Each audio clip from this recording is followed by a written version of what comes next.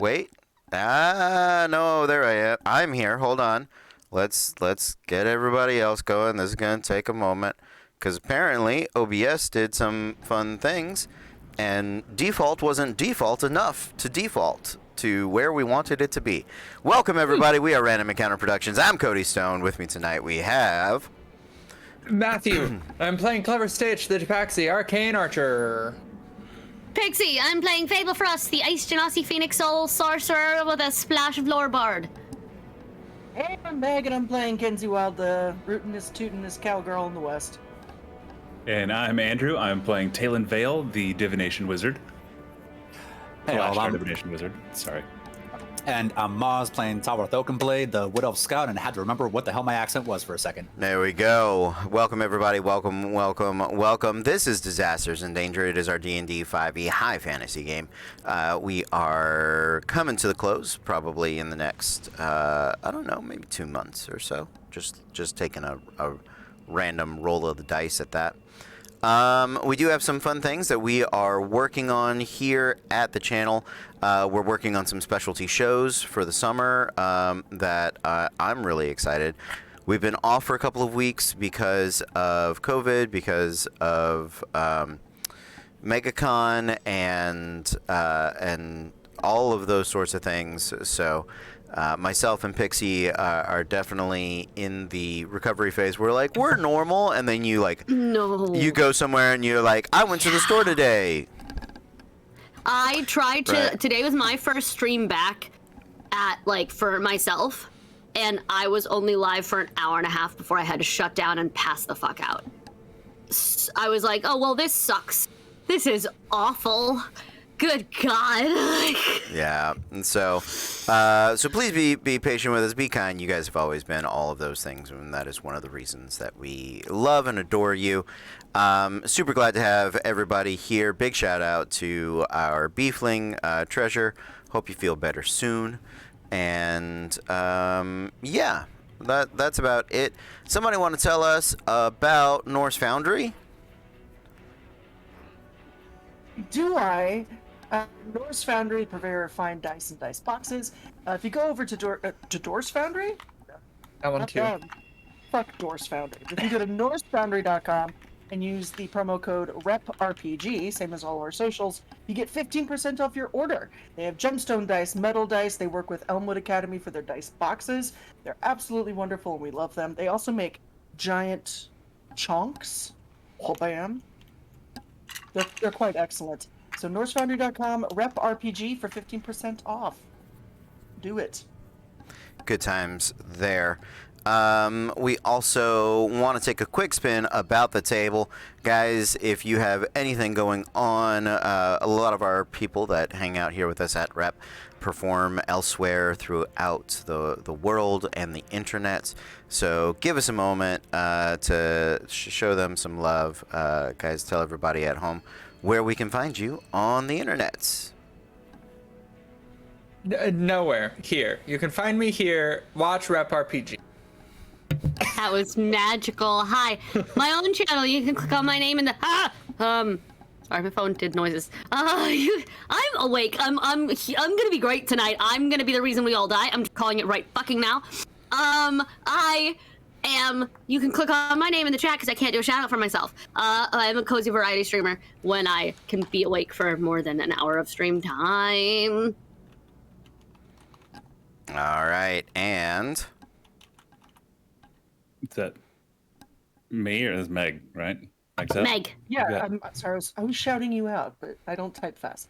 I'm here at Twitch with Pearl the Swamp. Also, I'm TikToking at Megan Fenner. So I don't know. Go do that Do it. because it's fun. yeah. It is. Yeah, right. It's a lot of fun. I love your It's stuff. so fun. Wait, you follow me on TikTok? I don't really follow anybody on TikTok, but I see that Sarah does. My wife does. Oh my god, she follows me on TikTok. I'm Oh, pretty right. sure. Oh my god. Okay, whatever. Because Cool. I You're get the almost not occasion. the other celebrity in our group. Are you kidding? If she approves of something, we feel very special. Well, because she doesn't subscribe to or follow anything I do, so it's. Well, no. I mean, It all that's evens fair. out. I mean, it's It's- fair. We don't even have to talk about my stuff. Let's. I will Oh, we will. everything you do, Andrew. You can't stop us. No, I'm on my channel, Easy to Spell. We are going live with campaign 2, the City of Avarice, June 26th. We have a date. One of our newer cast members, Lucy, has been doing an awesome job on our Twitter. She's been doing lore drops for the upcoming adventure. It's going to be a lot of fun. And I also just personal stream on my buddy's channel, Forgiven Truth. Just like shouting that out. We've been playing a lot of Sea of Thieves with all the new updates and content and everything. That's where I'm at. Yeah. And as for me, yeah, you could also catch me on my buddy's stream, Roleplay Gains. Usually play with him on Thursday nights, and he does a lot of just fun streams during the week. Once his back is healed up, he will be doing workout streams again, so be sure to make him do squats and push-ups. Sounds good. Sounds good. All right, my friends. If there is nothing else, boy, this is the quietest volcano music ever. Let's just skip past that. If there's nothing else, let's dive in to tonight's adventure of Disasters and Danger. Our adventure takes place in the city of Brass, here on the elemental plane of fire. It is a city ruled by cruel jinn and Efreets, specifically. Fireborn elementals of a malicious indifference. A city organized in the most sinister of structures, that of a pyramid scheme, where one owns 2 slaves and they own 2 slaves, and so on and so forth. It is a city that our heroes have ventured to for more personal reasons than perhaps adventures past. It is from here that the source of Fable's bloodline, a phoenix, is being held captive and utilized in the production of elemental vessels. It is also here that the absent treasure Nightcrafter is sorting through her family's betrothal to the preeminent forging family originating from Dispater in the city of Dis, which is one of the 9 hells, for those that aren't in the know. That would be the Duskwoods. And so, for both these reasons, our heroes have come to this very dangerous place. A place where they are valued both for the reputation of their recent deeds, for the magic items that they carry, for the prestige, and for a wide variety of other uses. And so they themselves have found themselves as commodities, as desired entities here within the city. You guys have traveled to the central market.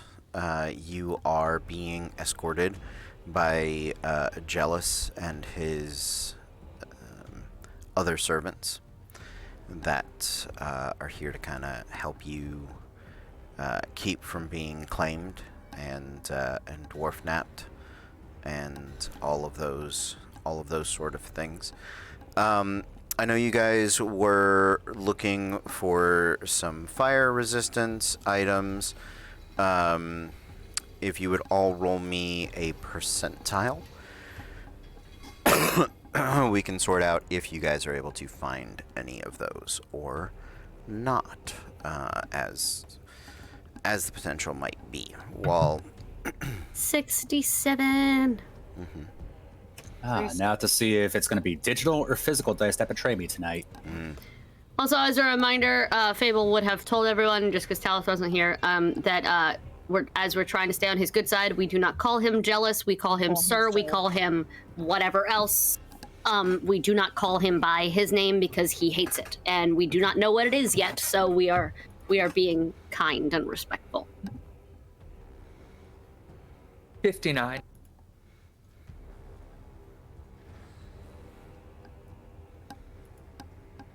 Physical dice are on my side tonight. 93. Okay. Do you? I'm not sure. Am I with the group at this point? That's Yeah. I know. Okay. Yeah, 3.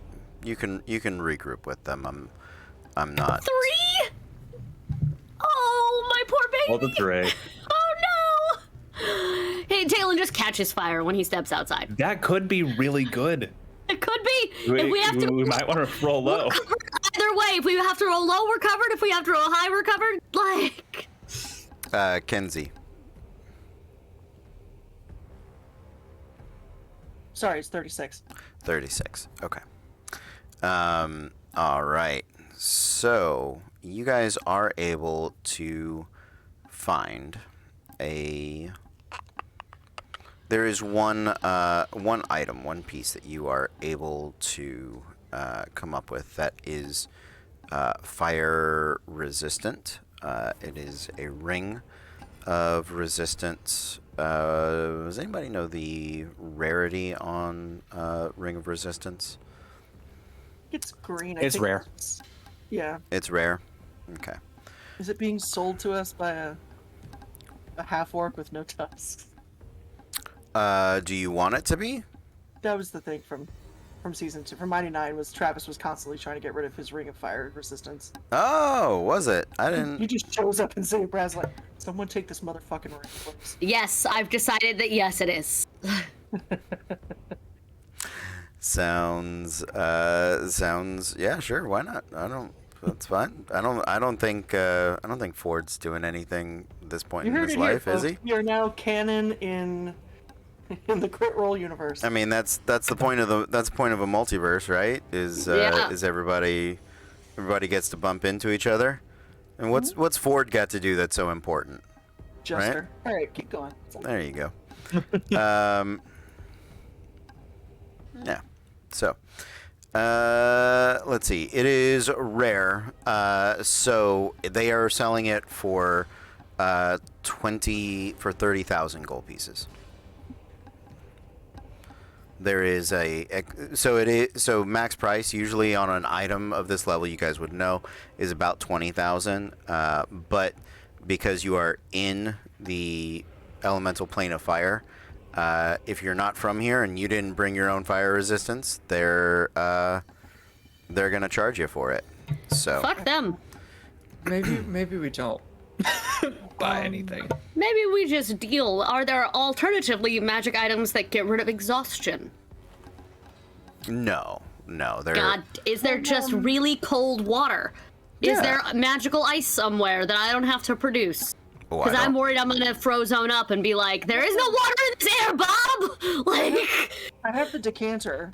Yeah. yeah. Milkshakes, please. May we ice cream? No. Just, God damn it. Can I try to steal the ring? Yeah. Sure. Can I prep a spell for when we inevitably get attacked? I would like you to I would like you to. do me a favor. Let me 1 second.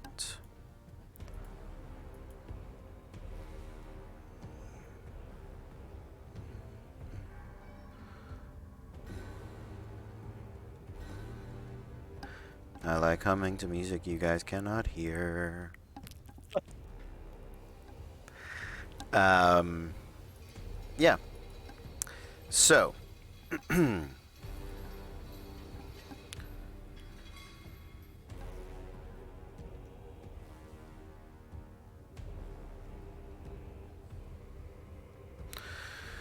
name of the store is Abet's Magical Arcana. It is in the central district of what is a quasi-underground bazaar.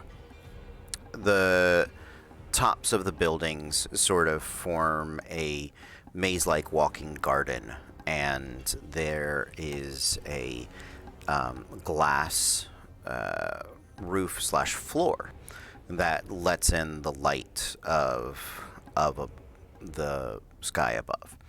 The area beneath it is, in some areas, hotter, as the glass serves like a greenhouse effect to kind of cook and bake in. And it is where you see newts and salamanders, azers, and other fire denizens from the elemental plane of fire, where they would go to spa, essentially.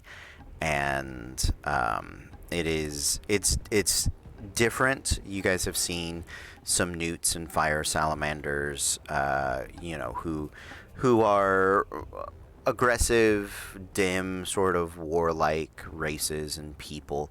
But now you're seeing them like with their families on what is a touristy vacation here to the big city. You've never seen a salamander wear sandals before, but but these do. He's got the flip flops on. Yes, Fable. If I die in the plane of this, I'm coming back as one of those. Okay. I'm coming back as a vacationing salamander who just never changes out of the bathhouse wear. That's right. I need everyone to know the stakes as far as keeping Fable alive, because I'll come back as a lizard. Good. So I think our new plan is to kill Fable in her sleep. Yeah, that's what I'm hearing. Maybe now you won't be so worried about her plan, because at least if she's fucked up, you get a salamander friend. And we care about you. There are other portions, however, where the glass serves as a reflection, as it is far more, by elemental plane of fire standards, cool, right? We're talking in the 90s instead of the 140s Fahrenheit style. Spoken like a true Floridian. Yeah, exactly. So it is cooler. It is more reasonable. Now, Abet's Magical Arcana is relatively central, so it is an older establishment, and a lot of these bizarre stalls, you can tell, are more flea market, rent-a-piece, hodgepodge, travel in from a plane, pop up and sell what you can. However, Abet's shop is a two-story stone descent into a central cellar. It almost makes up the larger portion of this. You wouldn't call it like a city block, but a good chunk, right? The shelves and the stairs that lead down are lined with potions and spellcasting implements. There are temperature-controlled spellcasting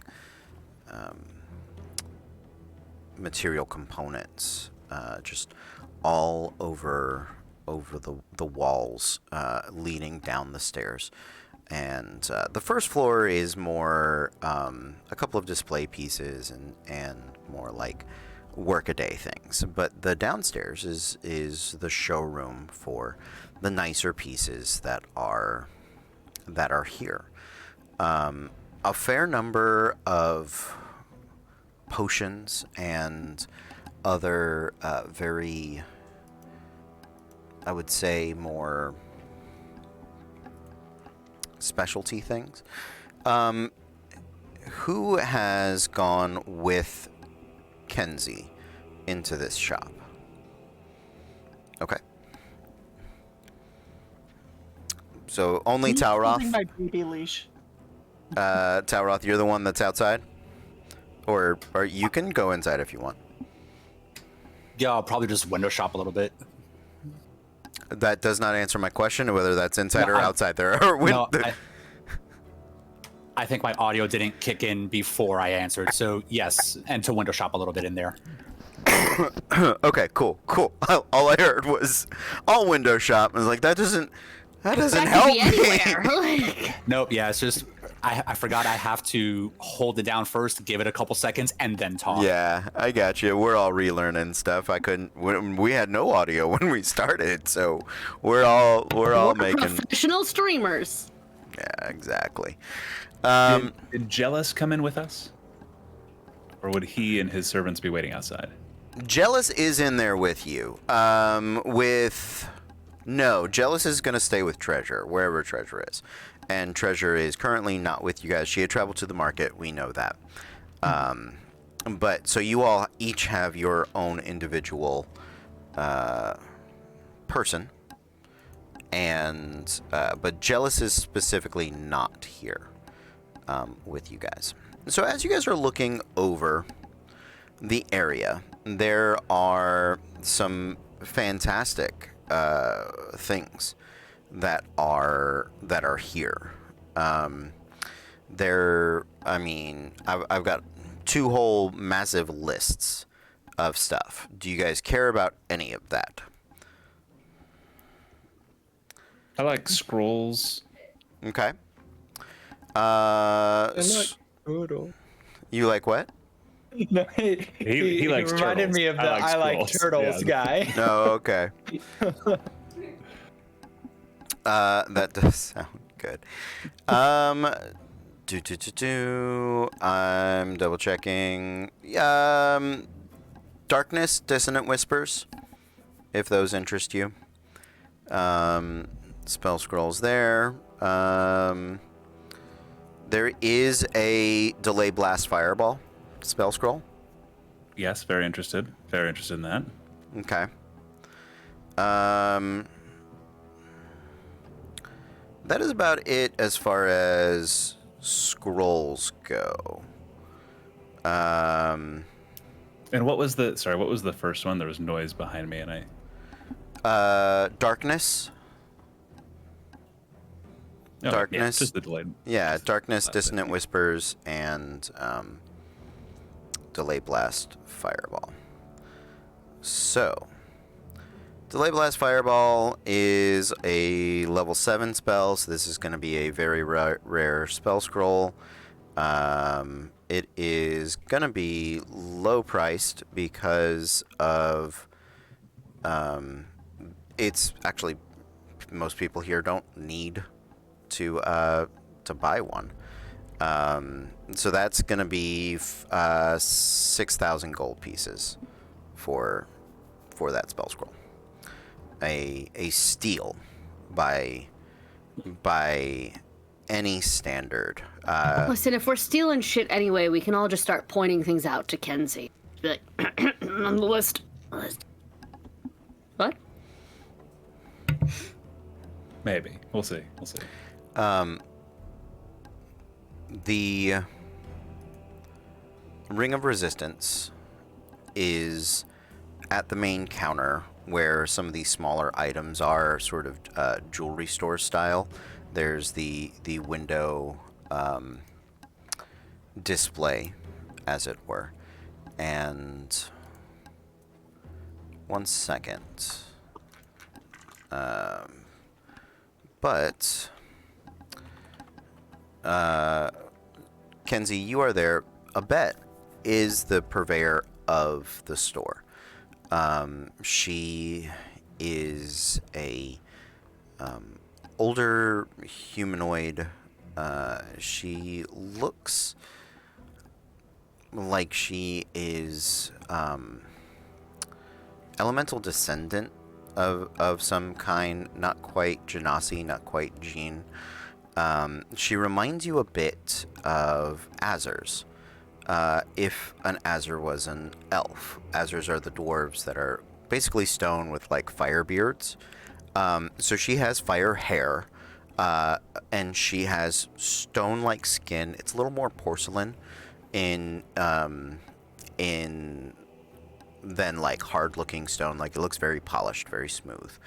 So and she is humanoid. She is about your height. She's 5'10"ish. Her hair sort of washes back and forth and sweeps with her. The other since you guys are there, if anybody trained in Arcana can make a go ahead and make a arcane. I raised my fucking hand. I was so excited. 22. Same, 22. Yay! Nine. Twins. Okay, sounds good. So Clever Stitch, you unfortunately are not. You don't pick it up. Nope. But for the other two of you, you know that there are some. When you want to enchant an item or a place, for instance, making like a grove or sanctifying a place, basically casting the same spell in the same place or on the same object for a year is a tried and true way of inundating a non-magical place with a magic, right? It looks in part as though she has inundated her skin with the stone skin spell. So you would know she could at least cast stone skin, and she is dedicated enough to have cast it for a year, and is a probably, you get the idea of wizards are usually the ones who are like super preparatory people. They're like, all right, I got a lifetime, I'm gonna cast this spell every day, like I got nothing else to do, right? So just a little bit of insight into her and what she is like. You're not sure what's causing her fire, hair, or anything along those lines, but so Kenzie, you are there. There's a rack of rings. Most of them are non-magical. There's some very fine diamonds and jewels, mostly component pieces, but you do see in there the Ring of Resistance. And what would you like to say to her? Yeah, lovely store you got. A bit, is it? It is, yes. Wonderful. Do you mind if I take a look at that Ring of Resistance right there? Oh, of course. Yeah, and she's gonna take her gloves off. Mm-hmm. And as she does, she has rings on under the gloves. Mm-hmm. She's taking one of them off with the glove and just holding it in her hand. Okay. Is there a ring on all the other on all your other fingers?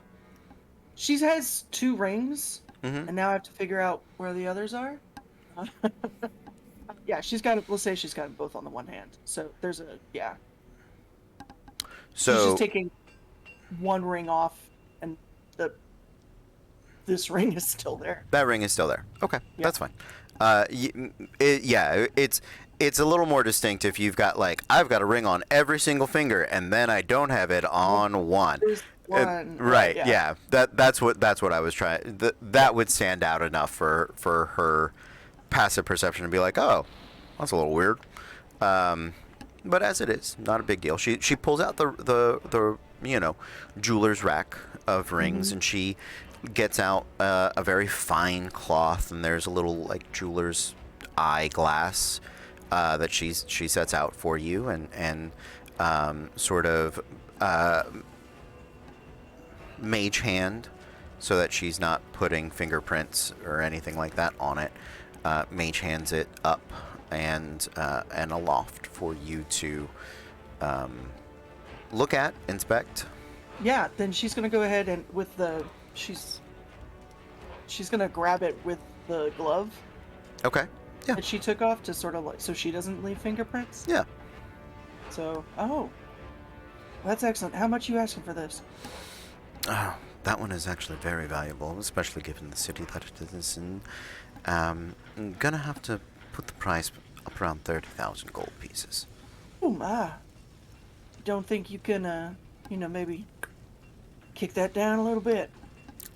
Well, I suppose if we were doing extensive business, or if there was reputation to be gained out of it, then Well, I mean, we're rolling with the future bride of the Duskwood, so Oh, really?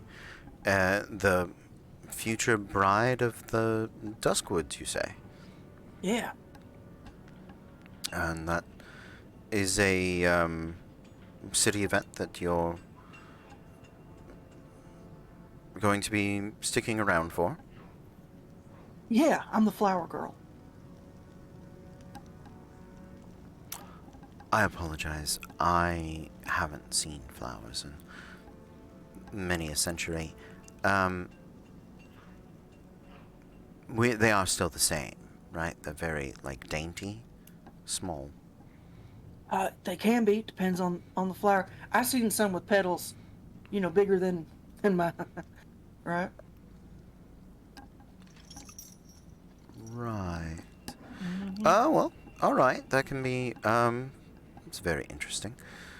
Well, if the Duskwoods were involved or wanted to extend some sort of stronger relationship, that is something that could potentially hold value beyond the traditional monetary price. Like how much? Well, it depends on what we're talking. If you're asking me to furnish the bridal group, excuse me, that's Cody Party. blanking. Party, It's thank a you. Bridal party, yeah. Yeah, if you're asking me to furnish the bridal party with some series of magical accoutrement or jewelry, then that could, I would say, lead to make a persuasion check for me. I just stolen it. Oh, fuck my dick. Yeah, that's a 4. Say 5% off. How about this? How about you be my +1, and then I'll introduce you to him. Well, that's less enticing, no offense. Yeah, that's fair. They're kind of assholes. You all are hearing this. If anybody wants to help Kenzie out, you're welcome to. Nope. I've made my way over to where the spell components are, and are trying to find a nice crystal ball, something worth about 1,000 gold for scrying. Okay. For reasons. Yeah, you can find a crystal ball for a 1,000 gold piece crystal ball. Specifically for that. Double checking if there's anything that might be more useful in that regard that I know this shop is stocked with. Nope, you're good. Thank you, all the same, but I think I'm gonna go ahead and take a pass on it, and I'm gonna try to hand her back the ring that I took off that's in my glove. Okay. So do a swap and hand her the other one and fold the resistance ring in my glove. Okay. Is anyone or anything, the rings do not look the same. A ring of resistance has a very specific sort of ruby to it. I would like to make a perception check or something to see if I can figure out what her plan is here. Giving Insight? Can I insight I'll Kenzie? go ahead and I'll just give it to you. Okay, good, amazing. That you understand that whoever is here and does magic understands what she's trying to do. If will you, say, I realize they're different looking. I'm not just giving her a random ring, it's one of my attunements. okay, So it does have some zhuzh to it. that's good. What ring is it? It's my ring of evasion. Your ring of evasion. Oh shit. Okay. I am going to, in a moment of childlike enthusiasm, I would like to run over and show her something like a cool magic potion or something, and I would like to I'd like to pull the bump into her and everything falls, so we can maybe prestidigitate the false ring before it gets sent back. Okay. Into the kerfuffle. I would like to pull that if possible. Okay. Go for it. I'd like to try. Yeah. If she bumps into me, can I use it as advantage for a sleight of hand? Sure. Great, amazing. Performance check. I'm faking this out my ass. Sure. Great, amazing. That is a 23 on performance. Okay.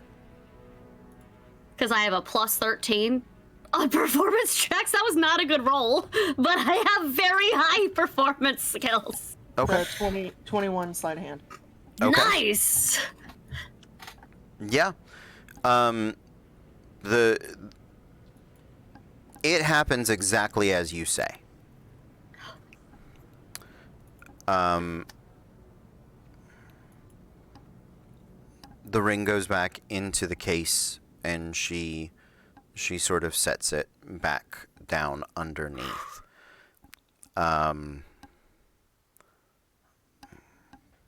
What would you guys like to do? She hasn't said or noted anything. She checks on Fable. Huh? I'm gonna put my. I'm so sorry. It's a lovely store. I get eager about fun, interesting, magical things. Look at the way this potion swirls. By the way, do you see? It's enchanting, isn't it? Like, I don't know what I picked up, but Sure. it's something sparkly. Like, she absolutely goes full squirrel brain on Yes. purpose. It's Sure. really nice. Roll me a d20. She'll look Oh, at a fuck. bet. She'll look at a bet and be like, "Kids, am I right? I'm so sorry about this." She's the special one. It's fine. Roll. Mm-hmm. A 4. A 4. Okay. It's probably like a base healing potion or some shit. She's like, It's so yes, honey. sparkly. It's just water. It's just water. It's actually a decanter of wine. It's not potion at all. And so actually, you sort of look over it, and she's like, "Oh, that's very expensive. We should." Oh, just sorry. Go ahead and put that away. I'm so sorry. No, not a problem. I appreciate it. Is there any other business I could help you all with? This, please. And I'll buy the. Stop me when I hit the size of the $1,000. It's a little more fist-sized. Okay. Oh, stop. This really? No, I'm gonna start over. It can't be that big. Yeah, the scrying orbs are they're more the size of like a softball. Is about the size of it. Crystal clear, beautiful, and that is just to like base use the scrying spell, correct? Yeah, it's just the material component. So You know that spellcasting orbs that are for you're a divination wizard. You are familiar with them. The larger variety of them, they don't get much bigger than about a softball, but they do get smaller. Those are more like the like labyrinth juggling orbs, or the muscle balls, that the metal ones with bells in them that people sort of manipulate and things like that. Those smaller ones are more for active spellcasters, right? That are running, jumping, climbing trees. okay. So But I'll count out 100 platinum. Just stack that up. Nice even stacks of 10. okay, yeah, sounds Again, good. I said it before. Fable was not into him for the money, but this is amazing. Kinsey might be. Shit. Better up your game. Listen. If you want to win your bet, you got to give me at least 20 more hours. Thank you very much. Of course. So yeah, there is that, if you all have nothing else that you're looking for, are you guys just... Yeah, what you got? Yeah, just kind of looking around at everything, seeing if the usual Talroth thing of finding just like replacement inks and stuff for the cartographer's kit, little things like that. But also, once she frees up from Kenzie and Talon, sorry, but there was something that I heard about a while back. So something heard about from the dwarves that they couldn't really make it or knew about it. Something called if you happen to know about a moon sickle or something along those lines. I have a moon-touched sword, but I don't have a moon sickle. The natural magics are, how shall I say, they're rarer here. Spellcasters of more druidic or hearth stylings don't last long in the heat. Oh, that's good to know. Yeah, this heat is, it's a touch warm. I was gonna go the nice route and say a touch warm, but well, unfortunately, I don't have that available for you. I don't think I have much else I could offer in those lines, but I am getting new items in all of the time, so. yeah, no, that'll be it for me. All right. Yeah, that is about it then. Anything else? Okay. Let's get the fuck out before she decides to do inventory. Okay. Sounds good. Yeah, you guys make your way out. Who is taking the Ring of Resistance? Once we get outside and we're like a little bit down from the shop door, I'm gonna take my glove off and show it and be like, so, who wants it? I'm gonna look at people who have lower constitutions in the group. And therefore constantly fail those saves, Talon. Yeah, we're all looking It was at it. once, nerd. So who wants it, Talon? Does Talon want a ring? Let me... Talon, hold up your hands real quick. Yeah, there's a lack of jewelry on those bad boys. Put it on and make him want to marry. She just hold up.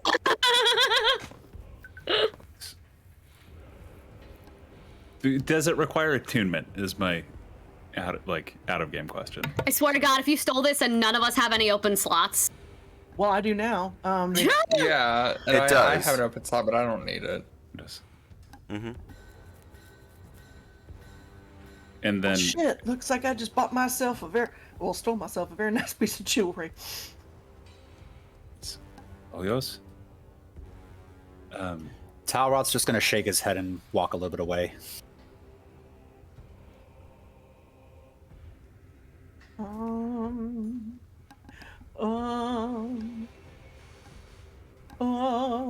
Okay. Sweet. Well, Listen, it would have been one thing if we'd gotten in jail and then realized nobody could use it, but I'm good. Like, if Yeah, this like works, you- it works. Like, Yeah, and you have an open attunement slot, so you keep it. yeah. you know. Yeah, no biggie. Okay. What would you all like to do? Believe that we have a tour to finish up. I think we're just going to the docks, right? Like I mean, Oh. so originally the plan was like to go on a whole tour to make it not seem like we were trying to head for the docks. I don't know. We can skip through that. That's not a problem. If you guys have you want to go on a tour of the city, that's not a problem. Is there but our next venturing portion is the, I believe so, yeah. We don't have to have a shopping episode, is essentially what you're saying. What? I mean, Cody's like, we can skip ahead. Hint, hint, y'all, we can jump. It's fine. if you got, I can make stuff up about the city of Brass for an hour if you want. I mean, that's fun for us. I know. Don't act like it's not. I thought we say were it. using the tour as an excuse to get to the docks. Yeah. So, Yeah, but we want to That's- make sure it that's it. doesn't look like that. Right. Like, it doesn't Yeah. look like on purpose. Yeah. right. Yep. Okay. Okay. That's I'm fine. good with just getting to the docks. Okay. Yeah. You guys you tour around the city for a while. If all of you would make me Constitution saving throw against exhaustion. Watch me have been a dick about it and be the one who fails. 21. Fuck! 23. Looking for a 12. 14, oh thank God, okay. 13. 24. Okay. Yeah. You guys tour around. You take some carts. You walk. The city is opulent on like a fundamental level. There is a section of the city where the cobblestones that make the street are obsidian and deeply reflective of the volcanic nature of the glass. And it is driven and walked over, ridden by beasts of burden, as though it were any other street. And you actually bear witness to people replacing the shattered obsidian stones. It is explained to you that this is a city work, that wealthy families will fund the repaving of these streets. They are some of the original City of Brass streets in which volcanic gas and pressure pushed obsidian up to the surface, and the blade-like daggers were sort of laid out across the road. And so, while most of the rest of the city has had them replaced in, less sharp or dangerous or even just valuable types of stones, more enduring stones have been, replaced it. Throughout this sort of central square and roundabout, wealthy cities, wealthy denizens of the city pay to repave these streets in obsidian, and that it is beggars of the. It's developed a reputation of the beggars' roads, because where the obsidian will shatter and crack and spring up and be able to be pulled up and pried up. They can sell those pieces for weapons, for tools, for art and jewelry, and just has value. But you can tell the ones that are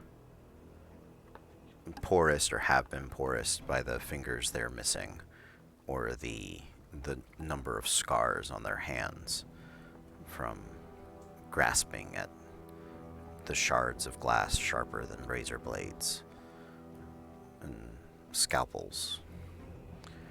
It is,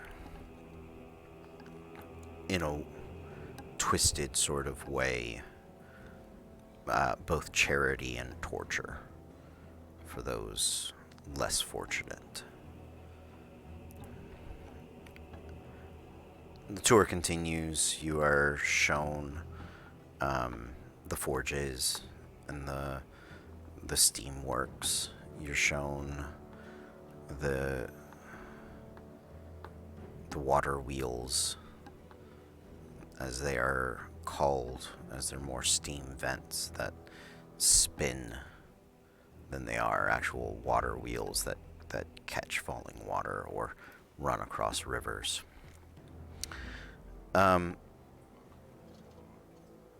You are rounding about into the later portion of the afternoon when you are brought to the docks. The warehouses and the docks, the dry docks, are, I believe I said, on the western portion of the city. Along the eastern side of the city of Brass is where the Lake of Fire is. Where liquid gases of ethane, methane, sort of catch a light and drift in and out the waves, matching the dull glow of blue. It appears to be an ocean, but it is a flaming sea that burns all the hotter than the rock and air that you all are around. And along a portion of the city, this lake of fire sort of winds a river into it, and it is cut through the city and large enough that these dry docks can exist, and then put to sea, in theory, boats that could sail across fire, or sail across any sort of liquid, you might think. Not a lot of ship work in the plane of fire, you might be surprised to find out, but It's almost like flammable wood and canvas are a really bad idea here. Crazy. That can't be it. Blackbeard would love it. Fucking madman. you are told of Jealous takes his time as he with, I won't say any sort of like glee or happiness, but with a little bit of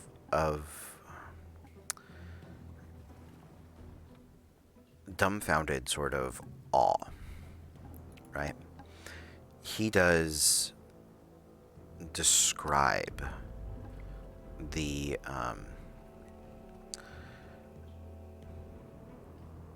type of history that the city experienced, and I'm gathering some names, so you'll have to forgive me for just a second here.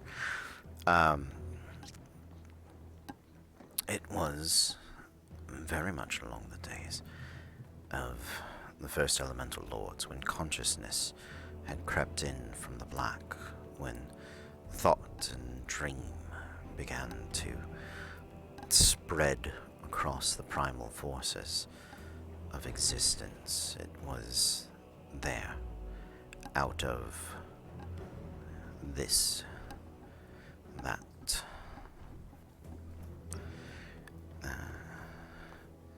Sumerian, first elemental lord of fire, grew jealous of the Idrahal, lords of water and air. They lorded over them the sense of adventure that early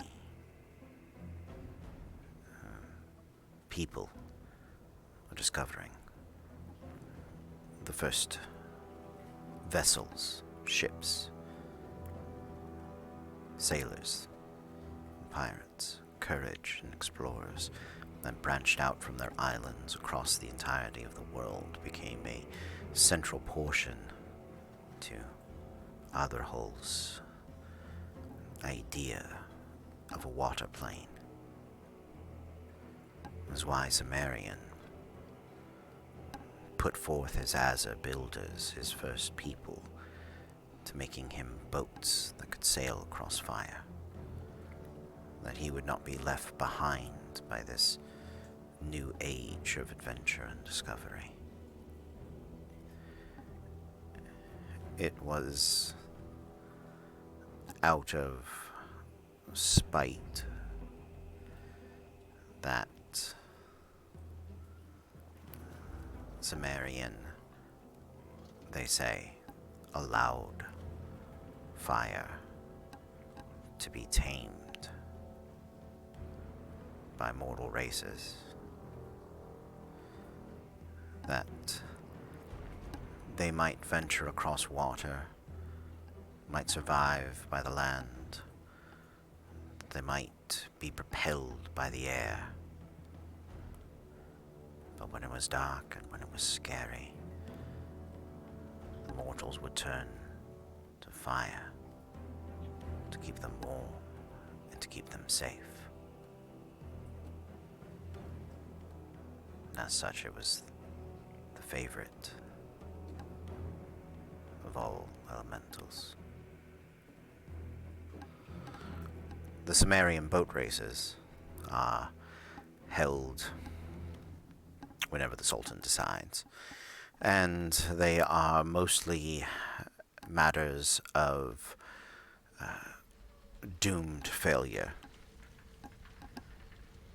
As the boat race begins at the mouth of the docks, and I believe one boat has made it all the way out to the Lake of Fire. The rest of them and their individuals are, well, consumed by the flame. But that boat was gifted to Mokore, first elemental lord of Earth,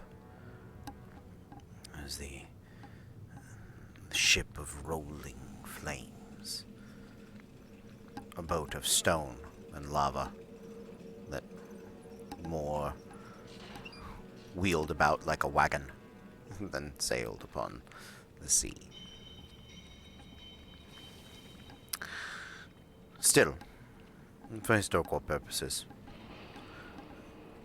the docks here are called docks.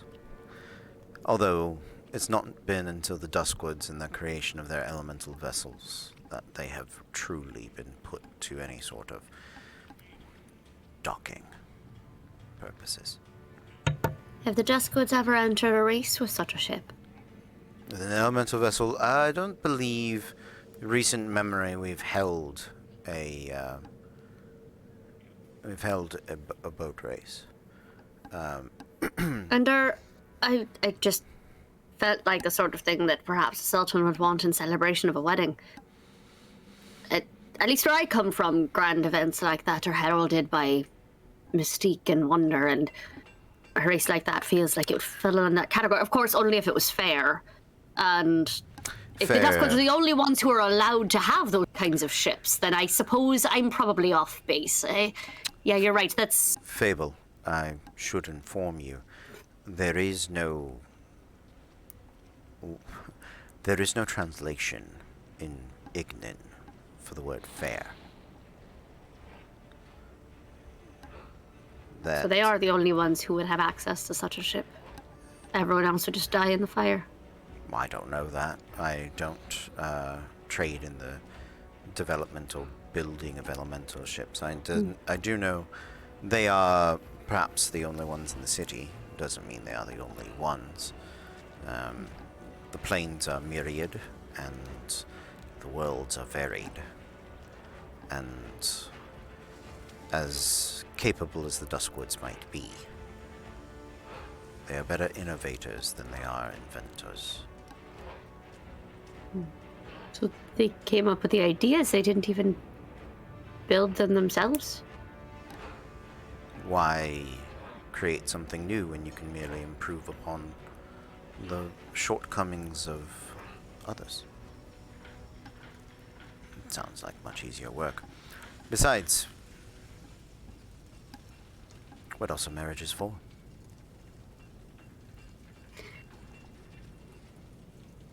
I suppose you're right.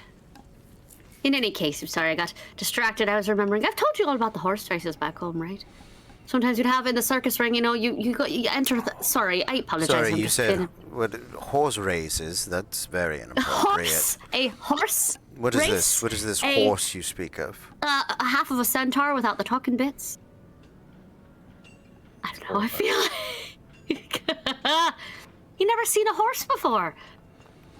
She'll prestidigitate her heart out with she's changing the subject, that's fine, but she got what she needed to know. She absolutely fucking found out what she needed to know. And she'll like a little tiny Kentucky Derby around her hand with little ice horses. He actually doesn't. There are no horses here, and he's. No, lived, I realize that. She's like, yeah, this. He's lived his entire life in this plane, but not quite this plane. But he doesn't exactly know what a horse is. But when you show it to him, he recognizes it as, and this is what I'm trying to find. And as soon as I find the name of it, I will shout it out. There it is. Like an ammonite, but without the arms, the body. For those of you that don't know, Exactly. Yes. Sure. Like. yeah. So it is. It's basically like a centaur, but it is an ammonite is a devil, is a demon. Oh. And yeah, he's been to Dis, he's been to the nine Holy hells. shit. So he recognizes it, Ammonites. He's seen people Ammonites, or and then he pieces it together, a dread steed. Right, that. Exactly like that. And she will just change the subject to talking about how races were always really cool when they were a special thing. Sometimes they'd come to town and the trick riders from would enter these races. And how it was just like really cool, and so it just seems a shame to have a wedding without one. Like, it's strange to have a big celebration without some sort of grandeur. A show, an anything. Do they not have shows? Like, is she just trying very hard to make it look... Not even trying hard. This is just fable. This isn't even pretending. It's a fucking wedding. It should have some pomp and circumstance. The race was just a route, but like, it should fucking have some shit. Just like, it's a wedding, not a funeral. God, like. well, all this has been happening. Like when he was telling the story, Talon had kind of walked off to the side and was just kind of his back to Jealous, kind of playing it off like he's just kind of trying to take in the docs and everything while the story's being told. But he casts Arcane Eye. Okay. And just kind of sends that little invisible eye just off floating towards the docks. Okay. Yeah. Do me a favor. Make me a perception check, sort of before you're casting Arcane Eye, just so that we can see how good of a bearing you get in the area. Okay, and then passive is the floor on this, or yeah, I'll give you the floor on that. Sure. 21 then, because I had to use my passive. Okay, no problem. Yeah, so there are the dry docks and the warehouses. There's a series of them, probably about a dozen of them, that have building that are big enough to house the construction of elemental ships. With your 21, you can rule out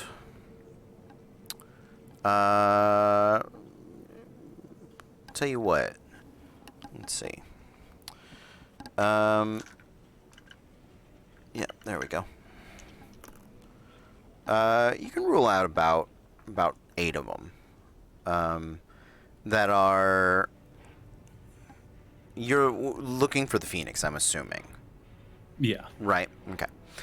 So there's about 8 of them that are either too early or too late, that the construction, you're looking for some place that is probably pretty busy, pretty noisy, something that is going to cover up what is the type of magical process that you're hoping to find, right? So of the remaining 4, there's a couple of them that are closer to your area, and there's a couple that are sort of across the way, across the river of fire. Which way would you like to go? With your Probably the closer ones, and it doesn't have a range after it's been cast. So like if we as a group kind of start moving away, You're fucking broken magic, my dude. I love it. An hour of concentration. Look, it's for information gathering. Divination wizards are kind of helpful. Yeah, absolutely. What? Spy campaign? Yeah. Spy campaign. Yeah, but I'll investigate the closer ones first. Okay.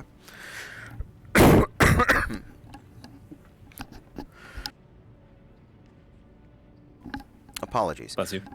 Thank you.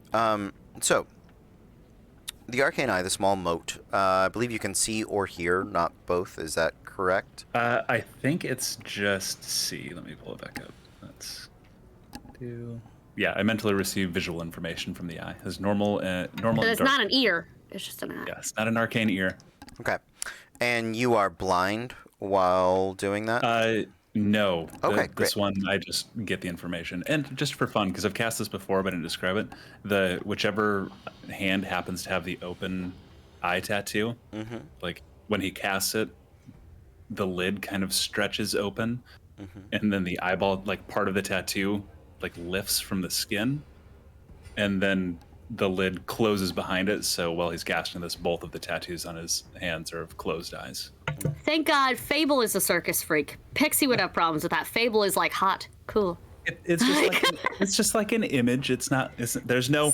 The skin doesn't do shit. He doesn't have actual hand eyeballs? What? It's not like, it's not a elaborate situation. Like, yeah. Kenzie's saying just goes to her hip. Kill it with fire. She's like, don't care about the pet anymore. We're done. Talon's got his back to her, and she just sees this and just shoots him in the back. She was justified. She was justified in her choices. Stare at the sunset, Lenny. It's fine. Yeah. So you're moving this around.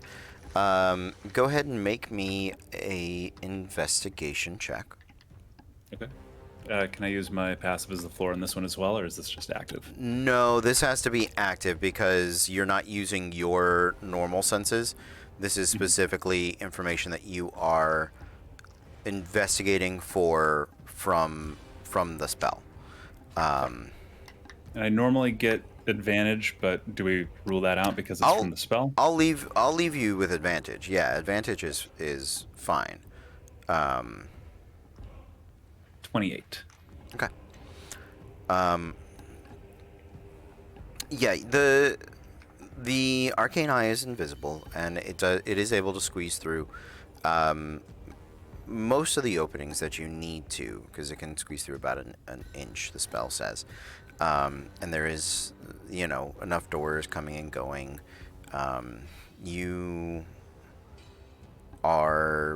It takes you through a better portion of the conversation that is happening there, but you are able to clear this particular the closest warehouse. You know that the Phoenix is not within it. You can witness a bit of the process as far as the shipwright is. As the ships are being built, they are inlaid with the elemental energy throughout the entirety of the process. So there is a lot of arcane dust, magical veins, spell casting that is being used. You can see that there's a lot of arcane circles as far as used for containing and channeling elemental energies and things like that. But you notice that one of the phoenix feathers are utilized in the binding process as a sort of call it like a elemental funnel, like a channel, something that eases and smooths out the transitioning process for these elementals. Yeah.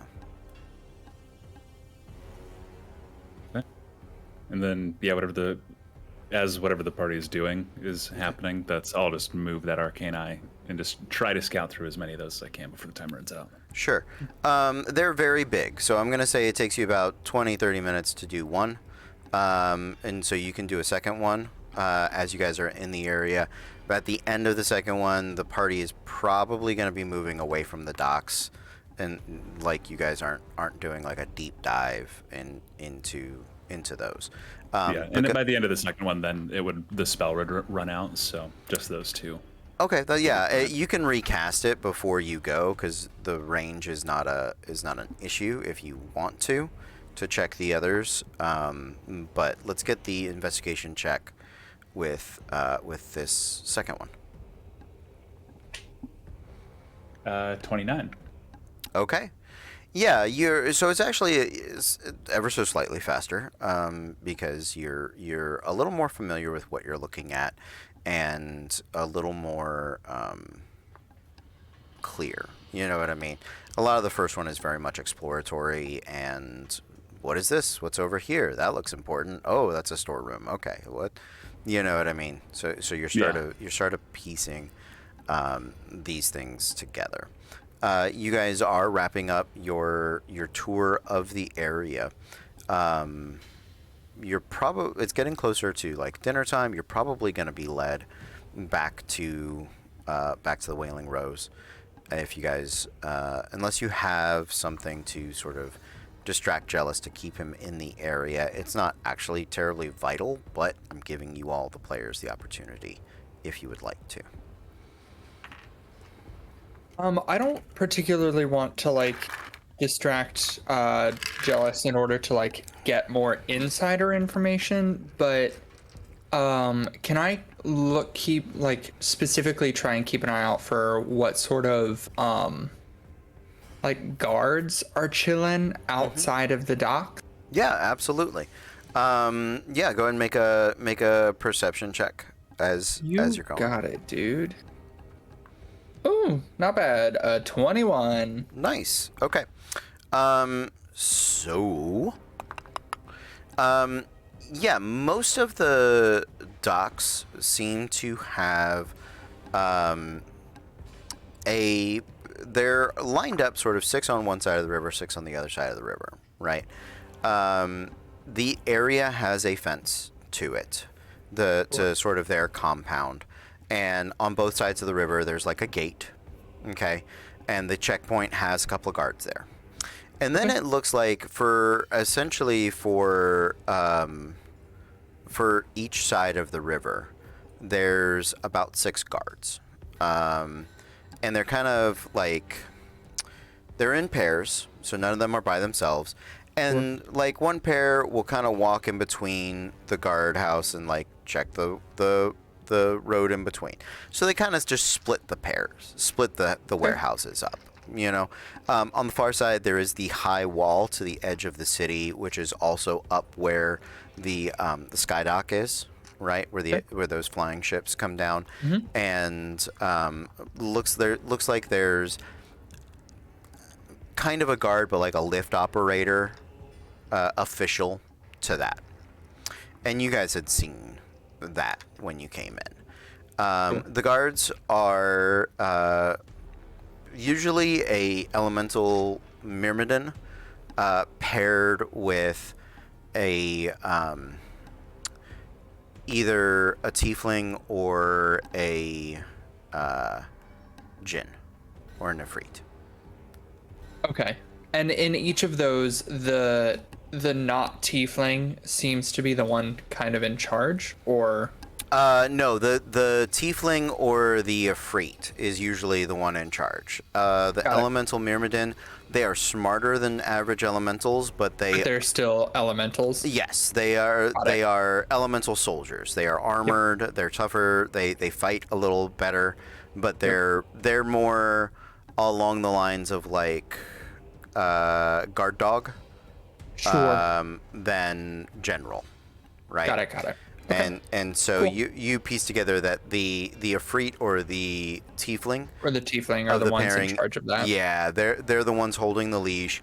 They probably have some spell abilities, maybe not like, they're probably not tossing like wizard magic around, but they probably have some spell casting capacity. Got it. They're like low level nerds. Got it. Yeah. Okay, cool. There you go. Low level nerds. You got it. All right, cool. Yeah. Yeah. Yeah, for reference, the intelligence of the elemental myrmidons goes like jumps up to like 9 from 2. So well past animal to, but they are the subordinate. They are tote and fetch and chop and stab. Yep.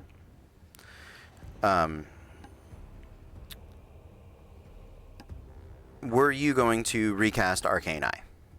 Yes, I will. Okay. Sounds good. Yes, what you got, Fable? I was doing the hands. Oh, doing the hands. Okay. No one could hear the juicy noises I made, though, so it didn't quite read. Okay. It's not no juicy noise, just a.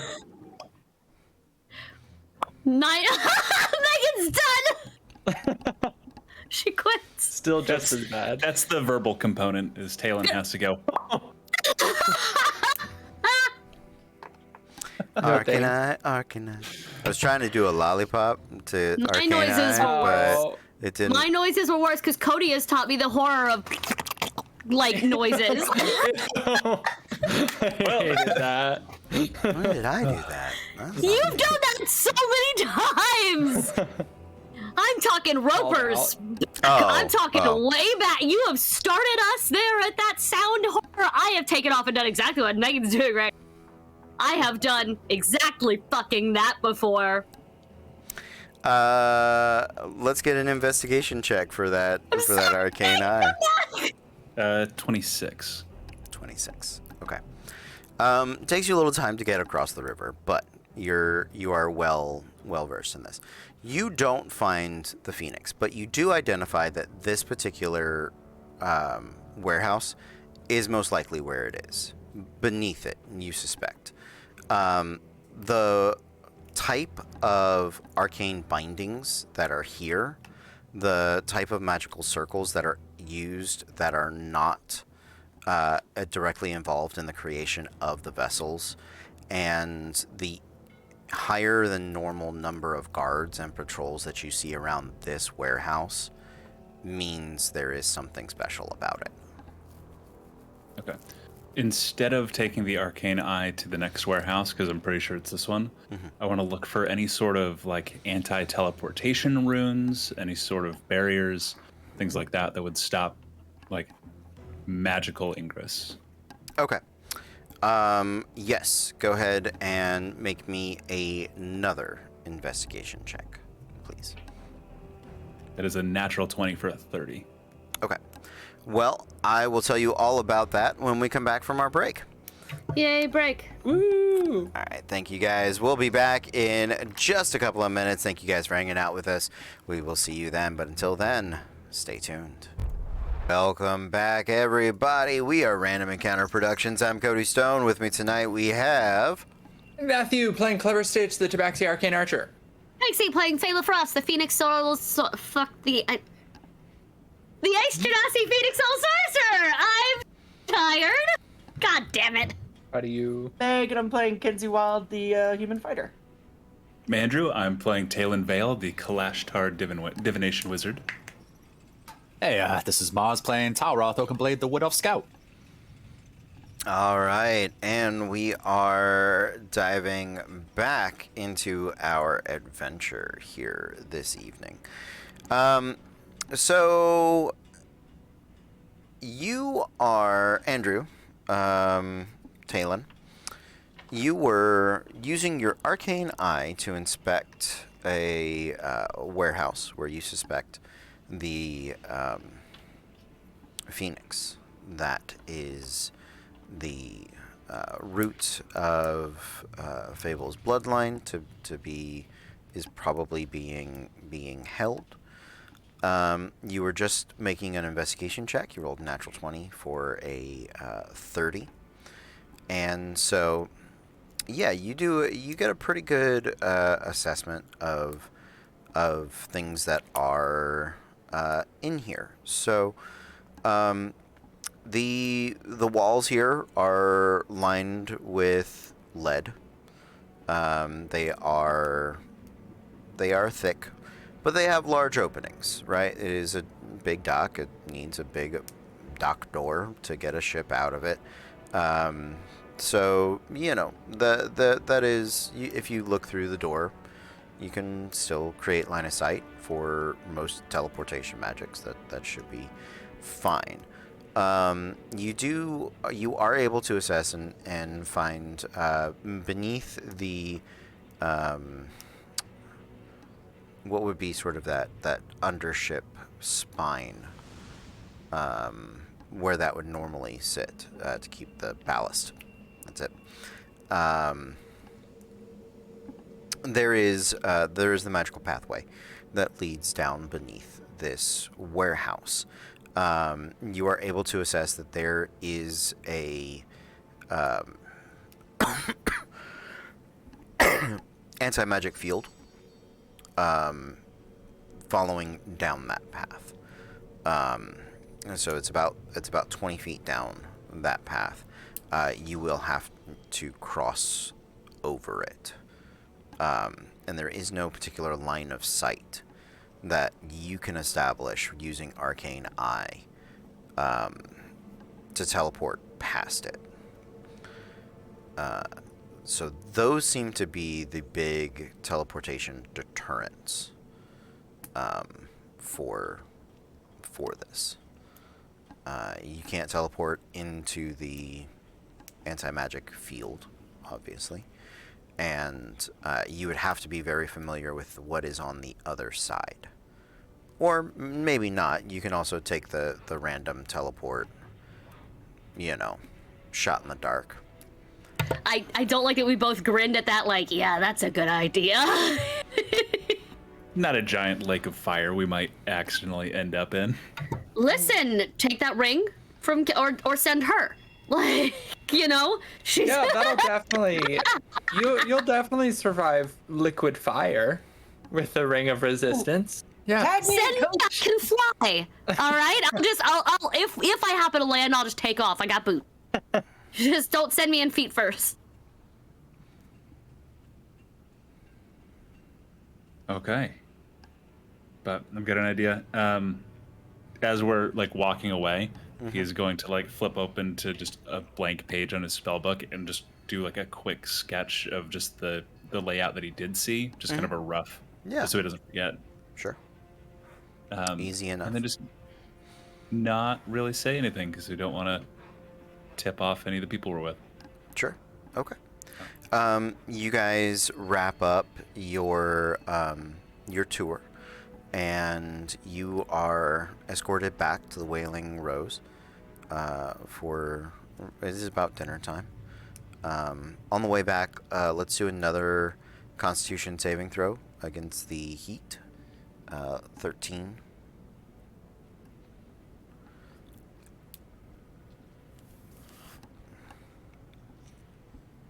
Okay. So that is one level of exhaustion for you, Talroth. Can I, if I see that he's getting a little hot, can I offer him some water Yes. Yeah. to help? I mean, at this point, it's not going to stop. It's not going to stop him from getting the Can I level offer of him an exhaustion. egg in this trying time? But you do offer him a wonderfully cool drink of water. Okay. You all have arrived back at the Wailing Rose. It is early evening. You can tell because the sky, instead of being yellow and white with raging, burning sun, is now a bloody red. Which means it's nighttime here.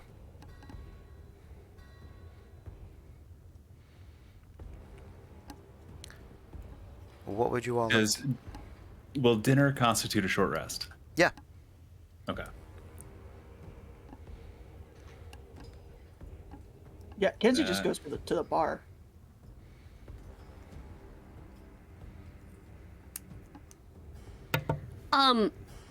Fable's going to, having now been with Talon at all in a group space, is just going to sidle over to him with like a something. Did you see anything interesting today? Because divination. She doesn't know if he did anything, but if anyone was going to, it was going to be like. Pulls out his spellbook and go, yes, I actually described the warehouse. I found this is most likely where the phoenix is being kept. I've got like emo hair going on, and it's not. Yeah, you do. Just toss. Use your hands to get rid of that shit. You either have to sweep it all the way or just use your head. Flips open to that page in the spellbook. I've mapped out at least what I was able to see with the arcane eye. I could not proceed down beneath the warehouse itself. Any doors to speak of? There was a stairway going down that seemed to be blocked by an anti-magic field. So Probably had to keep him from getting out. the closest I could teleport all of us would be that main level. Can you see people with that? However you looked. I believe so. Did I? It was Any guards pretty or busy. anything? There were a lot of. This one you said was. Oh there was yeah, quite a bit yeah, going yeah. on I the mean, inside. they are. It's an active dock, very much so. There are a lot of workers and guards and shipwrights coming in and out of that.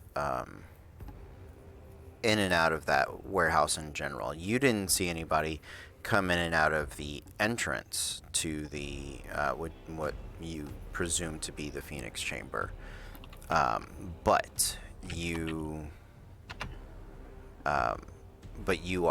did see a lot of people in the area. Mm-hmm. With as many people as I saw, just teleporting in the middle of the large room is probably not the best idea. But Now that you've seen it, is there where you can watch it again and see maybe when it empties?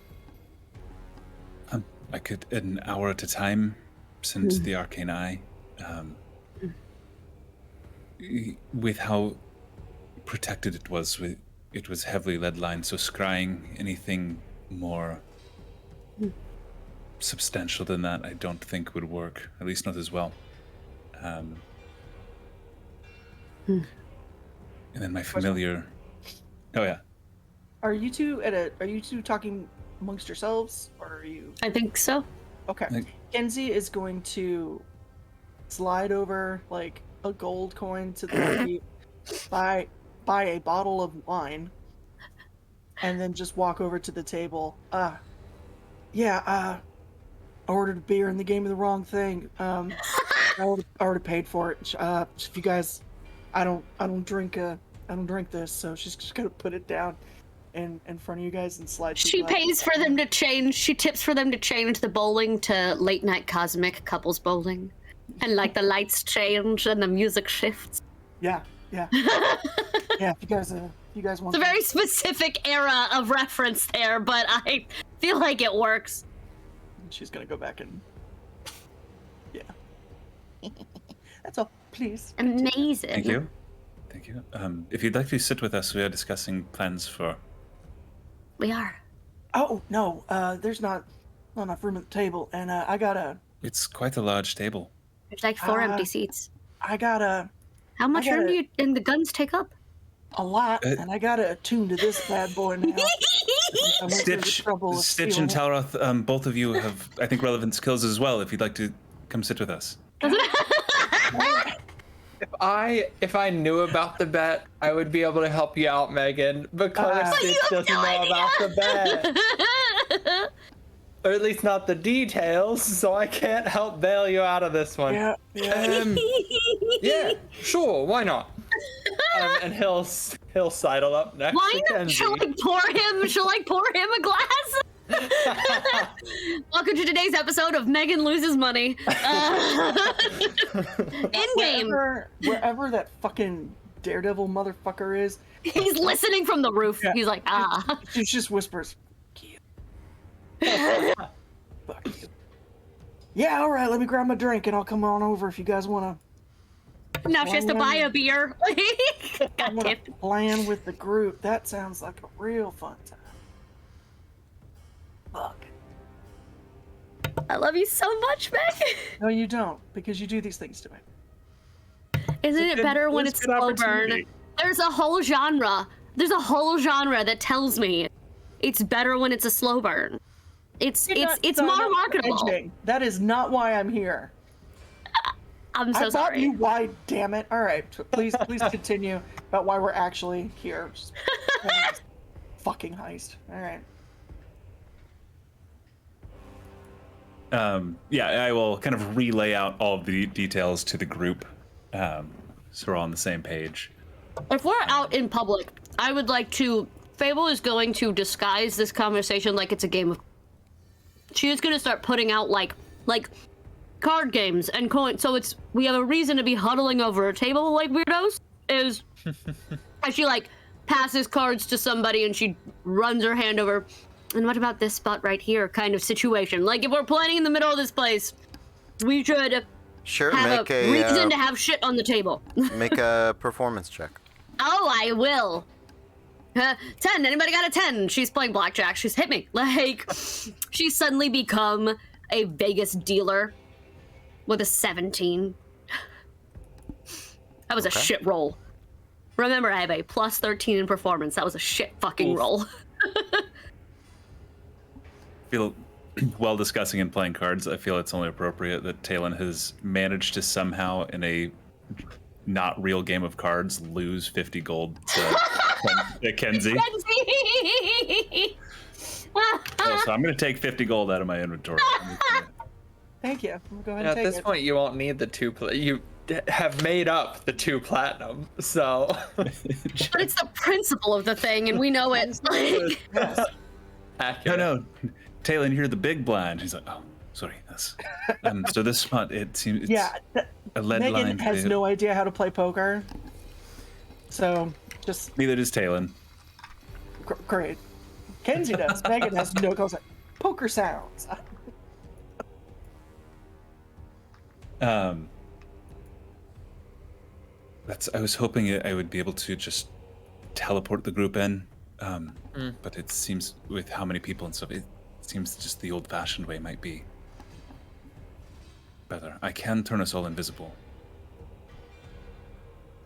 Yes, I do have that prepared. I can turn us all invisible. All of us, huh?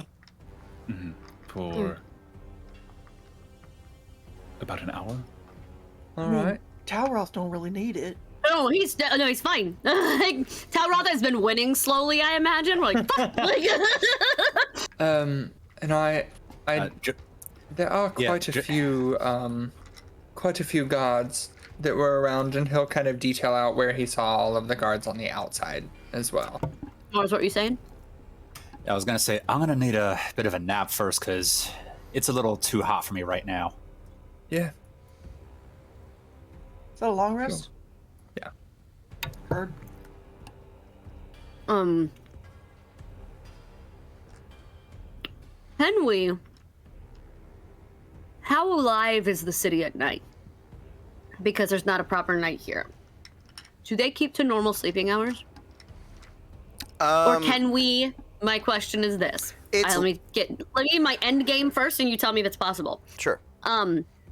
Is if we can stay in for longer tomorrow under the like, hey, it's too hot for us to be awake during the day. We would just like as people to be up at night instead because God, it's hot here. We're not local. And then there's an excuse for us to kind of be up and around at night. Alternatively, if we're sneaking out of our rooms, then maybe we should pretend to sleep at night. But I want us to be out exploring, sneaking in somewhere when there's less people. And if we can justify that by, we're not local, like, God, please let us sleep during the hot hours. Yeah? So, like, how are the crowds on those, like, relative to those times of day and night? Well, I feel like you just answered your own question. natives to the fire plane are up during the day. Yeah. But the non-natives are more active at night. So the business Probably is still easier to blend with them. right. So there are still crowds, and there is still Yeah. very much a nightlife. There, so not the traditional sort of day cycle that you're thinking of. Maybe a little closer to the dwarven cycle that you guys experienced. So it is the city is constantly open and active. Not all businesses are open 24 hours, but the ones that cater to the non-locals are more open at night, and the ones that do normal sort of City of Fire business are more open during the day. Excuse me. But it might not be wise to try to invisible then if there's crowds no matter when we're going out. Yeah, I mean, there's going to be crowds. There are definitely less people out in the evening, but it is not like city goes dead, right? Like yeah, it's not like that.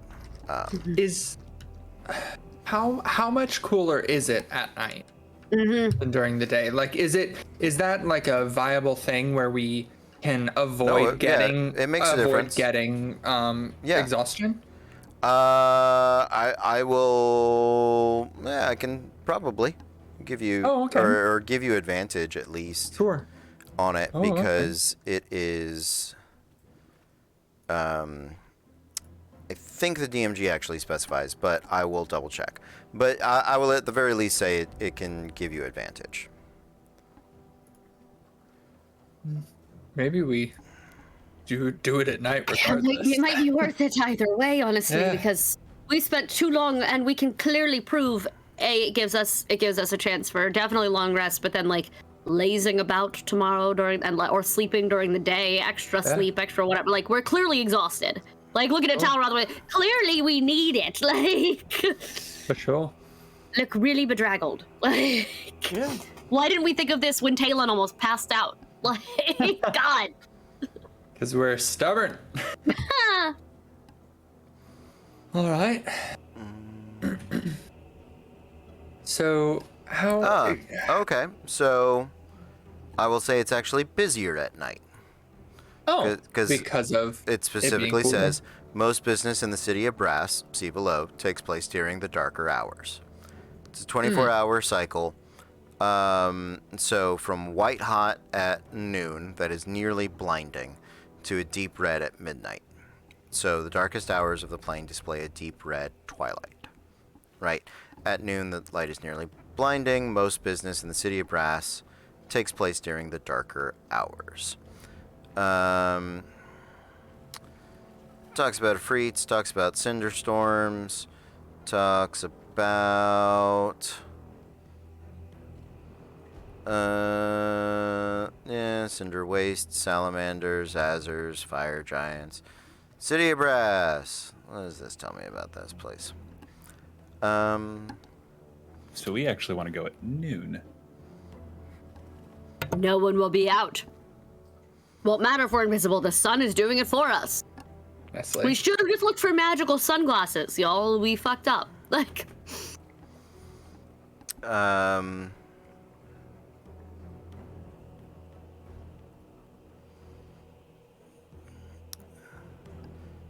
Yeah. Okay.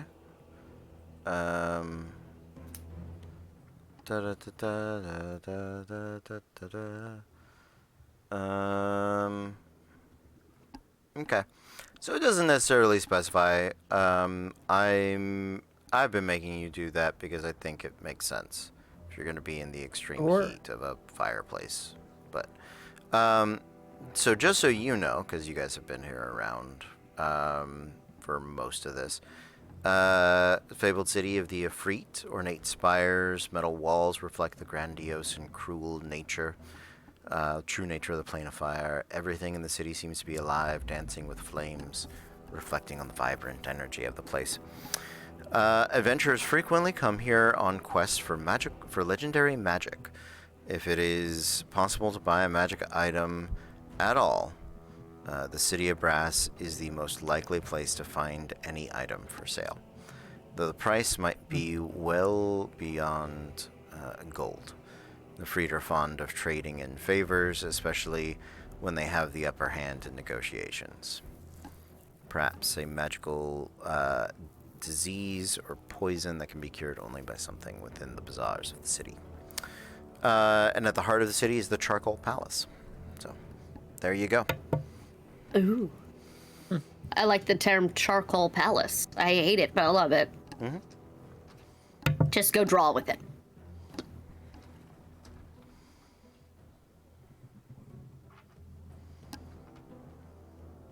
So I suppose the question is, when do we go? How do we want to go in? As much as I think that going when there's the fewest people is probably smart, I also don't particularly think that our odds of making it in as chipper as possible when it's that bright out is going to happen. I agree.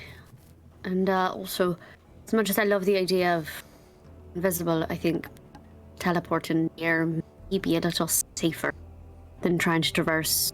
Save the invisibility for if we get past the anti-magic field and realize that there's places inside we can do magic. I would save invisibility for that. For getting away. For exactly, for escaping again. Is your ability to teleport us, how many times can you do that per day? Once? A single Alright. And how many times could you make us all invisible? Is that also a similar? 5. Twice. Twice? Alright. That's That feels like the good failsafe is Yeah. the invisibility. Yeah.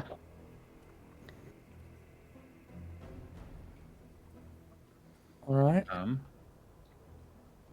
There are another few things that I can do. Recently, one of the scrolls that I acquired allows me to just create a doorway. A hallway, almost, up to 20 feet long. So if we can get close, I can simply create a door. Alright. Good to know. But a number of ways we can get in or out. It's just whatever we think the best route would be. So I believe actually the lead lining doesn't prevent you from teleporting in. Prevents scrying more than anything, right? Yep. Yeah. Okay. Alright. Are the docks close enough that within an hour, because the arcane I can summon it within 30 feet of me, and then there's no range limit to the range. Oh, yeah. I guess you could get there in an hour. Yeah. Okay, that's tomorrow at around noon. I could see if there's anyone there, and then if there is not, teleport us. Yeah. Trouble of Wait, I thought we were doing nighttime. Well, if we can be teleported in, Oh, and wait in the then area. if it's at noon. Oh, if we're not outside, and you're when right. we're Yep, indoors, yeah. that's true. That's fair. That's if we're going to go at noon, that's probably the smartest. But there are likely Smartest to be idea. guards as well. That is what I'm For worried sure. about. I think there are going to be guards no matter when it is. If looking in with your and eyes doesn't drain you too much, I think that's probably the smartest way for us to get in as unscathed as possible.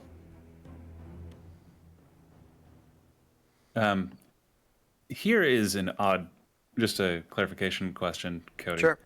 Would I be able to cast invisibility and then maintain concentration on that while casting and cast teleport? 'Cause If teleport's it's not greater concentration. invisibility, right? Greater invisibility should let you cast shit. It's just regular invisibility. Oh yeah, because that's casting Well- something else. If Teleportation isn't. Yeah. It has casting time of 1 action, and does not require concentration.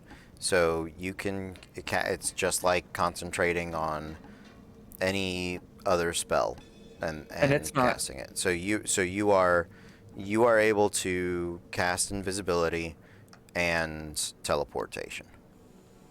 Yeah, but It's not an aggressive invisibility, action. because it's not greater invisibility. It's just regular invisibility. That one disappears if the target attacks or casts a spell. So that one wouldn't work.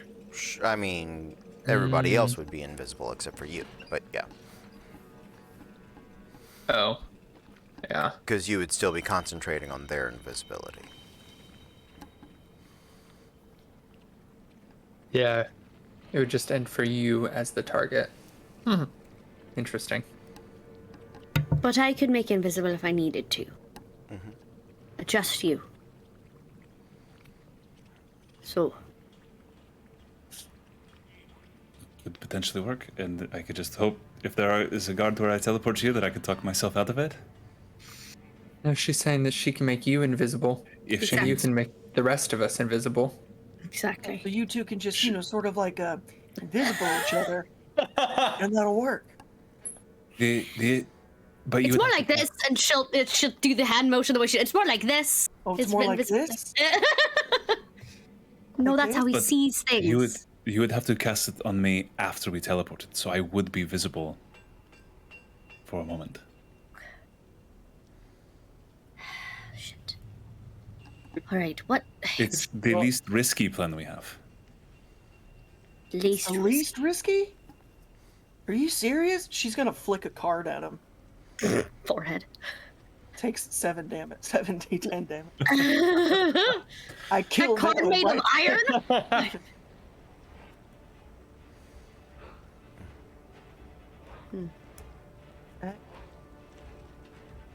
Do you have any better ideas? I mean,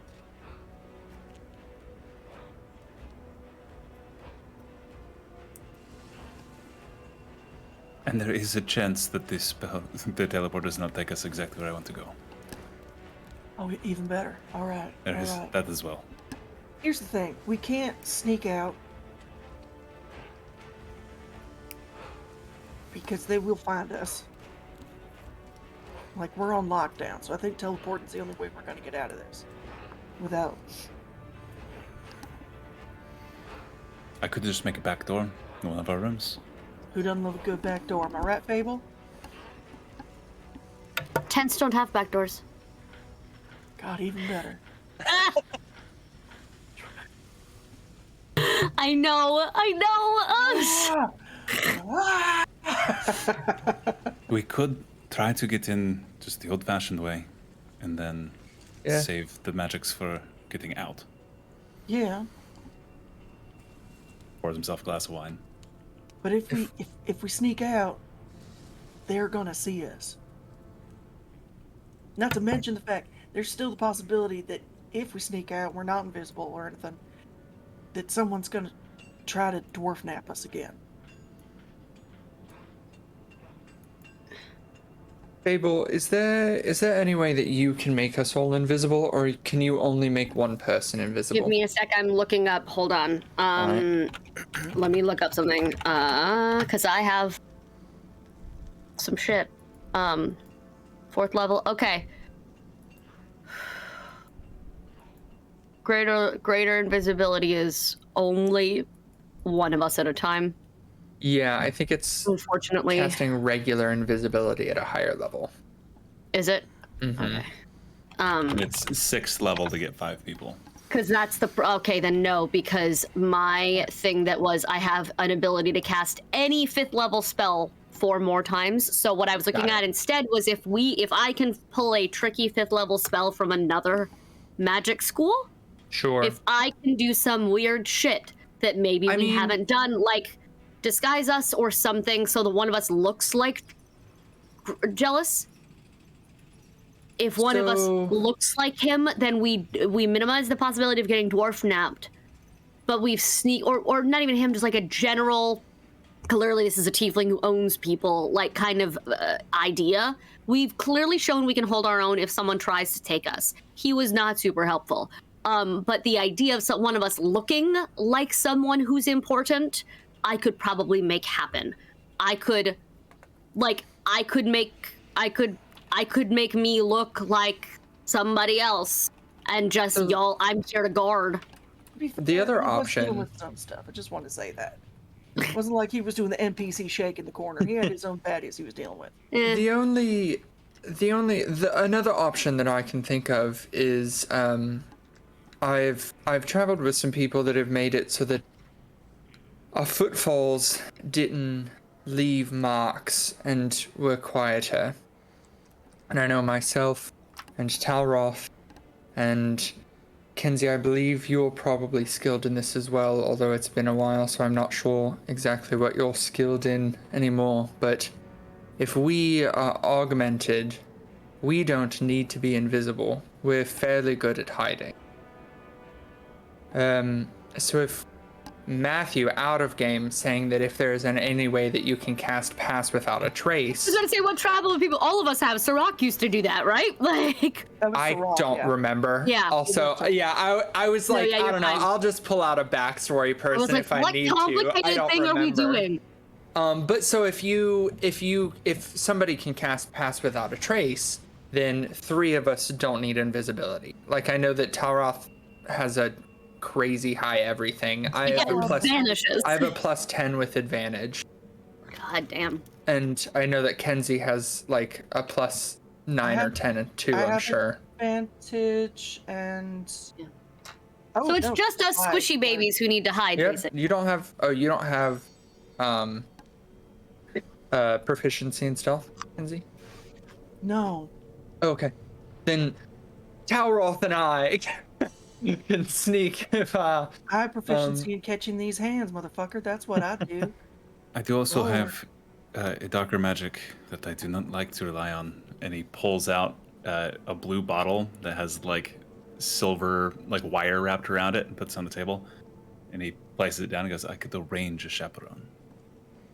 What? What? We The will have fuck? to kill them later. What? What? The fuck? This is a spell called Magic Jar, and it allows me Oh. to possess an individual. Matthew vanished from existence. He disappeared into his background and is gone. And I love a good I magic did not want to bring it jar. up, but one of the natures of my skills as a diviner is I have seen this work. Quincy takes the wine bottle and just starts chugging out of it. Problem is, when the If- spell ends, they will be aware of what happened. Hear me out. Maybe we save that for an oh shit button. Again, we've got a lot of escape plan, emergency situations, no actual solid plan. We've got a Well, lot of if fail we- safes, though. So, So- maybe we just go. So Let's if see what any happens. of you This one would require preparation ahead of time. It takes a little while to cast. How how much long time? is a little while? Just a minute. But if we are in an oh shit moment, then Alright. taking a minute to possess someone is It's a long time. Oh god, Long that time. sentence is just fucking How- terrible. Yes, what's up? Talroth. All right, so this is more for DM Cody. Sure. So while all this conversation is going on, I probably would have switched my attunement back to the deck of the Fate Weavers and started pulling those cards out to mix them in with the cards we're playing with. Sure. I wanna, Aren't those around? They are. I do not touch any of them. So, like, we know this. We're If not you are gonna mixing, yeah. if you are mixing them in, I actively avoid touching them because they're round, I'm and I've playing. seen what happens with these. I was I'm playing. there when the shenanigans happened. Palin has not. Yeah. That's fine. Hey, And I'm the kind of player that will draw from a deck of many things. Oh, God damn it. I will too. Clever Stitch won't. I Continue. I would just like to vocally voice my you get consent before fucking with people's fate, but sure. Okay. So Talroth, yeah, you attune over the course of the hour. You guys are clearly there long enough to have this attunement and conversation. The cards are mixed in as mixed as clearly different deck of cards are able to be, but it adds Well- to the performance. Please go ahead. Well, I wasn't passing them to everyone else. Right. I was just mixing them in with my cards just so I can actually use them for myself for a second. Yeah, that is what I understood, but I appreciate And- everybody else. and I- Want to make sure, like, if all of us are about to start flipping cards, like, Can I try to steal some from from his hand? I mean, you can make a sleight of hand check against his passive perception to pick one up. I'll try.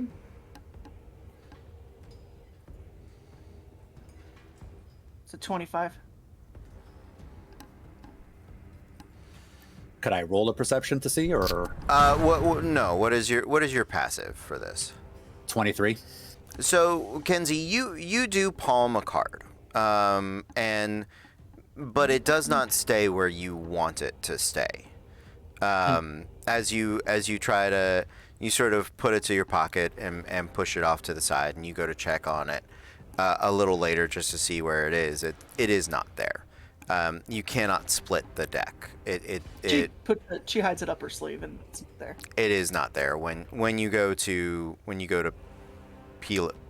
pull it back out later, it is a normal card. And Talroth, your deck is never incomplete in any way. Would I have noticed the card went missing for a few minutes? You can that I'll let you roll a perception check on. Nat 20. So yeah, you there is a card that you as you're shuffling and playing with them that you're used to seeing, and you for a moment you're like wait, you kind of fan the cards out to look at them real quick, and you don't see it, and then you flip them back over and give them a shuffle. You start looking around the table, but before it's seconds really, like any good stage magician's Svengali trick deck, as you're shuffling, you turn them all face up, and you looked, you didn't see it, you turned them face down, and you start absentmindedly sort of flipping through them, and then face up in the middle of the deck is the missing card, as it has reappeared in. When he spreads it out and looks around the table, if Kenzie can catch his eye, she'll give him a wink, and then go back to playing solitaire, I guess, in a competitive sense. There are solitaire tournaments, competitive solitaire tournaments, actually. It's called a retirement home. All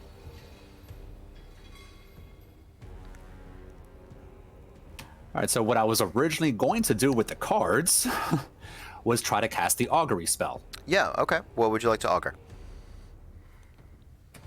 With all the talk of what's going on with the different plans, actually, let me just pull up the exact wording for the augury spell just to make sure I got the correct question.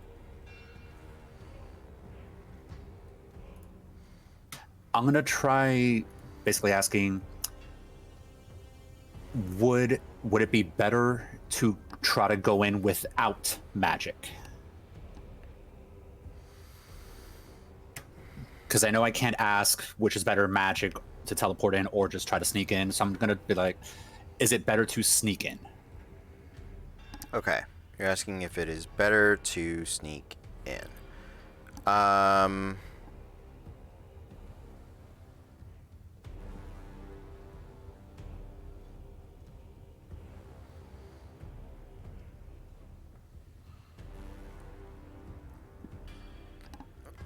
For clarity, I'm gonna tell you whoa.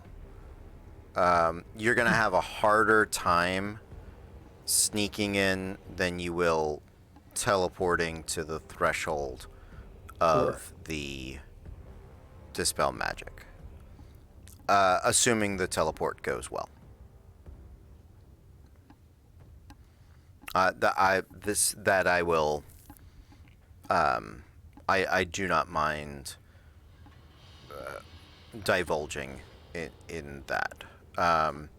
It is taking into account the distance you guys have to travel unescorted to arrive there unmolested, past the gate guards, over the fences, past the normal guards, just to reach the same threshold. That will be harder. I hope that helps. No, that does. that does. Yeah, and it's like after getting that done, just kind of flip through the cards on my own. I'll just kind of look up at Talon. It's like, we'll probably be better off trying to just pop in and pop out, because especially getting here and there, too much can come up. In that case, would we want to try to be invisible? Because that would be me expending my most powerful magics I have access to. Save it. Well, For just popping in. Especially because if I remember you saying correctly, you can't teleport us out afterwards. So we'll need invisibility to get out. Also, right now, I feel like we should say it.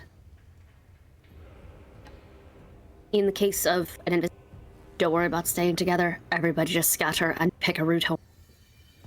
It's going to be way too hard to try to keep track of each other if we're invisible. And we just need to run. If it gets to that point where he has to invisible us so we can fucking flee, just fucking flee and plan on meeting, or not even here, maybe at a bar somewhere. Pick a spot now of where to meet up. It'll have to be here. Plan it now instead of planning it after the fact, or panicking and trying to keep track of each other as we run invisible through the streets. Yeah. I say we come back here. That's where they're expecting us to be.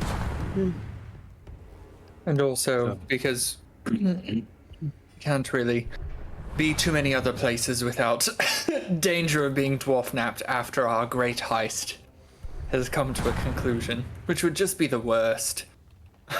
If everything goes well, we'll be able to get this out and have some sort of, I think, just have at least positive ally with us. So let's pretend that things are going to go all right. Yeah. That's a terrible idea that I've just said, but here we go. So for now, should we rest, cover a little bit, and prepare to go tomorrow? Yeah, if we're teleporting straight in, I think that even though it will be worse for us on our way back out, I think it may be best for us to go at noon tomorrow, when there's the least amount of people. Does that sound all right? Yeah, that works. All right. Oh.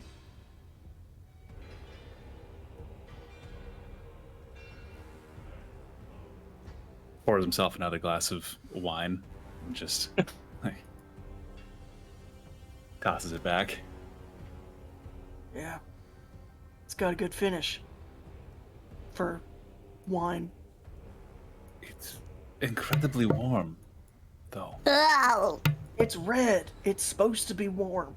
It's supposed to be room temperature. I think they just take things up a few It degrees is room here. temperature. It's just. It's warm in the room. Fable has not touched it. She doesn't drink reds.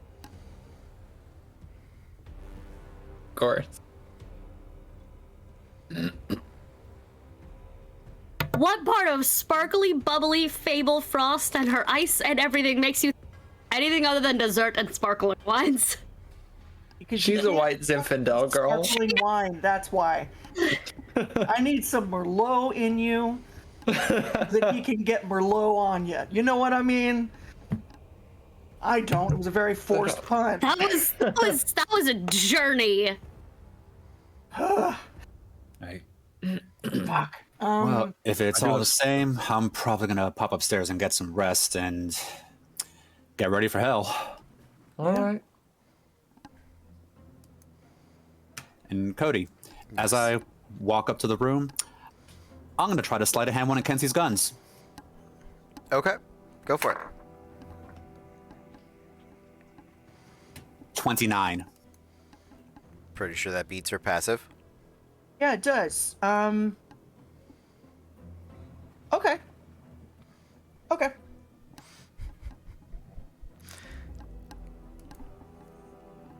Yes, you grab the smaller gun, because I mean, they're the same. Oh, It's- okay. yeah. I didn't It's the know. two- I two didn't. I didn't. revolvers. I didn't know if there was a big like sniper gun on around. There is. It's deconstructed. It's in the. She has that in the cartographer's case on her back. So She yeah. doesn't just walk around with it. Right. like Yeah. I was like, that's that. like a professional paintballer. Shit, maybe she does. That's what. Can I retcon this? Can I retcon this, please? Okay. There you Yeah. go. Going to get some rest as well. It's going to be a involved day today. Tomorrow. Good thing we're all fully equipped with all of our proper weapon selves. Good thing. Super safe. Before going to bed though, Taylor, I'm just going to try to continue either sending the arcane eye out a couple more times or scrying, just trying to get as familiar with the warehouse as possible to maximize the success of teleport. Okay. All right. Yeah. Do you Sounds need any good. help, Talon? This is just going to be studying the location and hoping to get there. That's hoping to keep me company, but there's not really much to do. I've had some late nights sitting up studying. It's... Especially if you're going somewhere else. Might be nice to have someone watch your back. No telling very much. what sort of... I believe the term they're using is dwarf napping. Could happen even here in the middle of the bar once everyone goes to sleep. So... I'll keep you company for a while. Well, join me. Yes, that would be nice.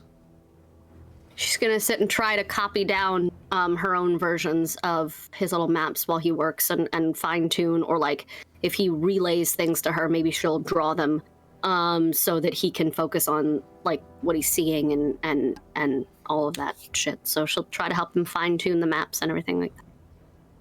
Okay, and as long as will have enough time to rest, I can do Arcane Eye like 3 or 4 times, and I can scry another 3 or 4. Okay. So just doing that repeatedly to just lock in the location as best as possible. Actually, we're gonna scry as much as possible because Arcane Eye would take like an hour to get there, right? Yeah. It's the You're right in the door. It's the less You're efficient of the. Really familiar with the door. Yeah, that's so I'll scry. I can do that. 1, 2, 3, 4 times. I can just attempt to scry. Okay. Yeah, that sounds good. Yeah, so that'll build your familiarity up to seen casually, because I don't think you break the threshold of very familiar. A place you've been often, a place you've carefully studied, or a place you can see while you cast the spell.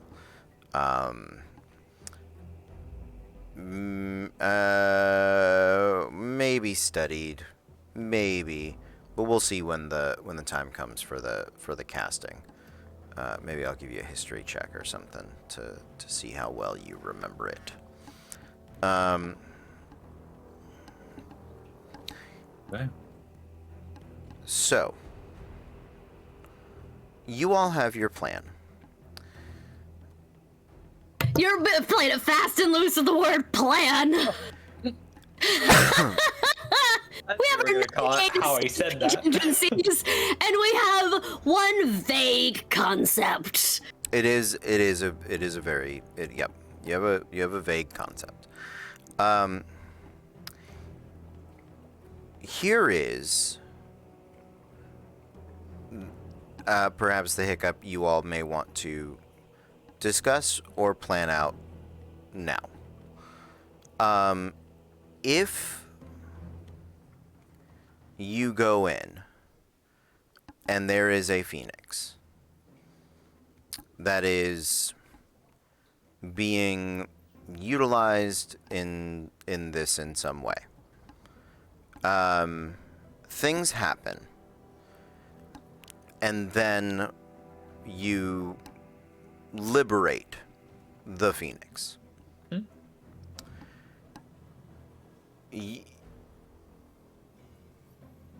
What do you anticipate the Duskwood's response to be? Or, yeah, let's start with that question.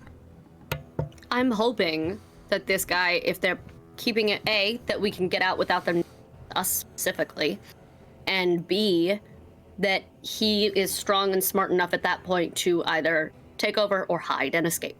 Like, Okay. I'm hoping possibly hide and escape. Of run. You've done all we can. Fucking run. What do we think their possible reactions would be? They clearly need whatever his power source is. My biggest concern is them finding another and doing it again. Well, but for right now, like, would they kill treasure?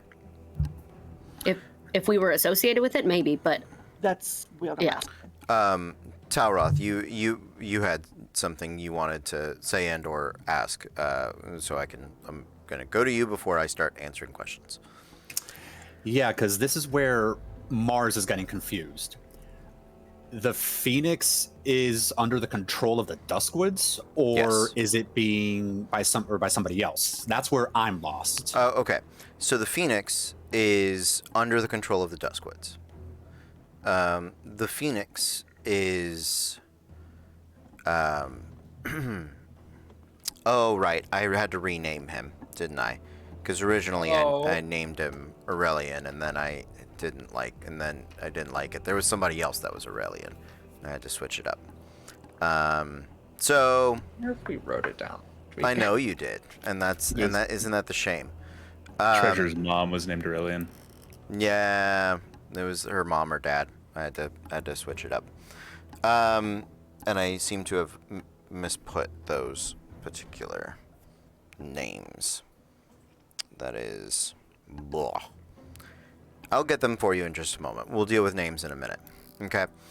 To clarify, because I always worry that I don't do a good job with my villainous plots and explaining them. how dare you not be an automatic villain in real life? You know, it's fine. There are 3. The Curtain Sultan is dying, and there are 3 heirs, one of which that has been missing. One of which, each of them possess Phoenix Soul. They are reborn as the previous Sultan of the City of Brass was. That ability passed on to his children. The eldest, this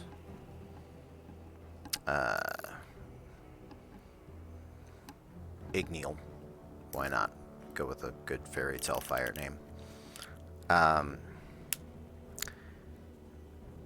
would have been the heir apparent. He has been missing for very long time, long enough for to have been put in this situation.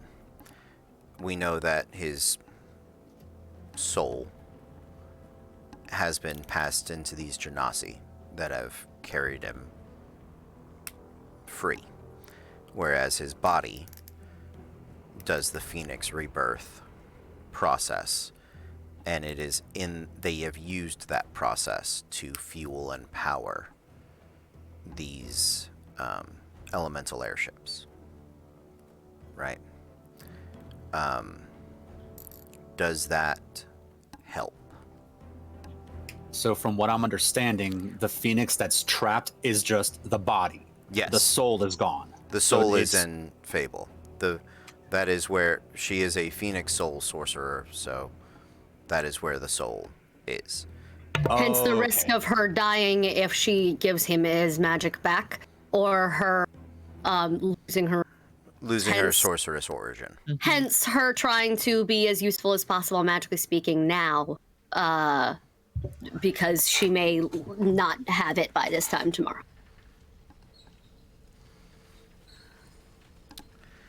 Now, politically, you guys know that the Duskwoods are very powerful.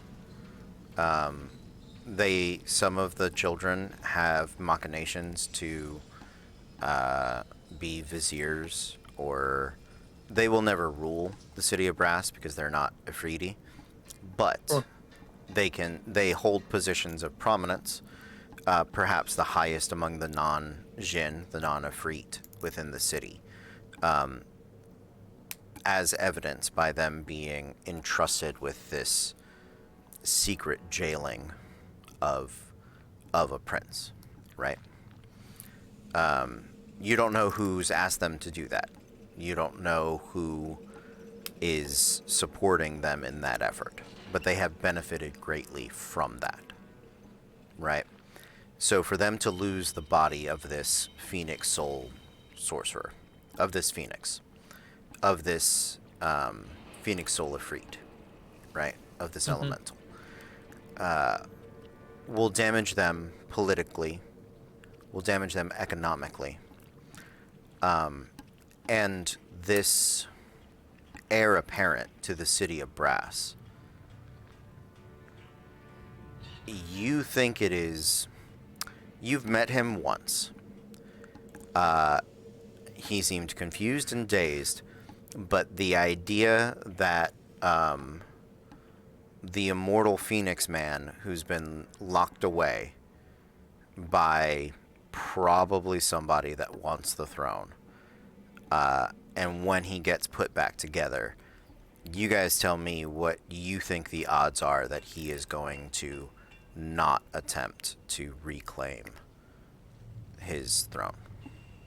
So Treasure never wanted to get married to this family anyway, right? So my thoughts are that we were trying to figure out a way for her to get out of this anyway. This is obviously the messiest choice.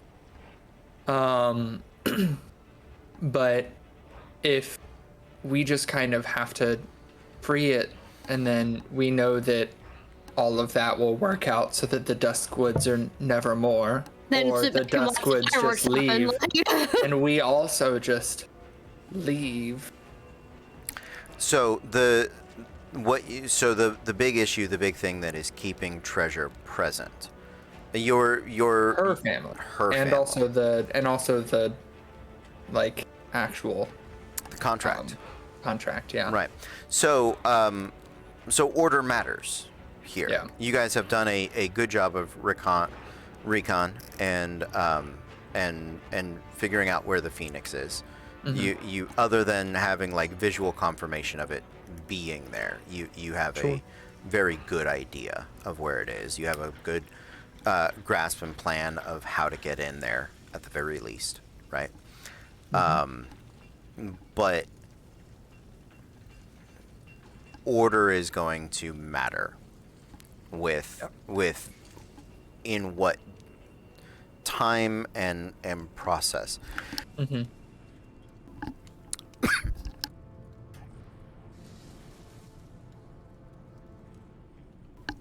I apologize. Time and process that this takes place in.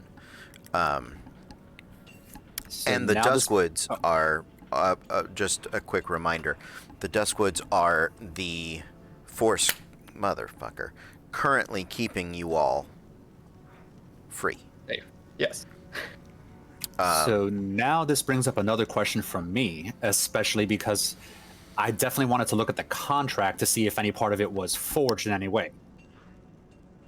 But now talking about the order mattering, if the Phoenix gets freed and they're starting to lose that, is there something that would stop them from trying to rush the wedding to maintain anything before everything's let out? Well, the story of why you were missing last week was you were doing that readings checks. Sure, yeah. If you want to, I don't mind if we retroactively give you a look at the contract. It is so yeah. Go ahead and make me. Oh boy, what is? We're not using the Acquisitions Inc. rules, so you're not a documancer or whatever. Just give me an intelligence roll. I'll give you advantage on it. With proficiency, since I have a forgery kit proficiency? Sure.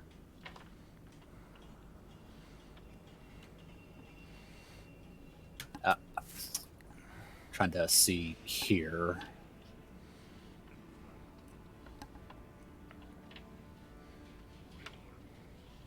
if D&D Beyond will behave for me.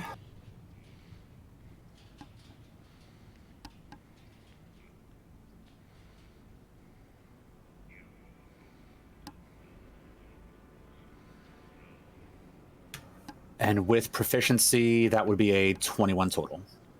Okay. The contract is well written by the greatest liturgical scholars, descendant from the plane of Dispater. They are well written and well bound. Now, the contract is for a legally binding marriage that will give the Duskwoods legal rights and access to the designs and processes perfected by the Nightcrafter family. In return, the Nightcrafter family receives both financial gain and the mortal plane rights to basically build, sell, and use Duskwood developed products. You would assume mostly airships, but they do. They make other things, right? They're both crafting families. Here's the sort of hiccup that the Nightcrafters have run into. If one of them does not marry, and they are found to be at fault, if one of them runs away, right? They forfeit the intellectual properties that they own, as well as their rights to them, until such a time as they have, through indentured servitude, whether it is of this generation or generations following, produced a magical crafting breakthrough of equal or greater value. So they basically are enslaved, the entire family, until such a time as they can create something, a process that would sell to the Duskwoods, basically, and buy themselves out of it, right? That's what happened when Treasure fled. But it doesn't specify Treasure. That's why the mom is now trying to... They've been trying to marry off any of the previously not present kids. But through changing fate, new kids showed up, right? So it was not... While there was an arranged marriage, and it had to be Treasure at one point, no longer has to be Treasure. But at this point, because Treasure ran, they don't have to marry. They get more from the Nightcrafters if the wedding doesn't take place. So one question that I have, since this all seems to be very much... Because we're seeing what the Duskwoods would get if the Nightcrafters default. Right. Is there a reverse? There is.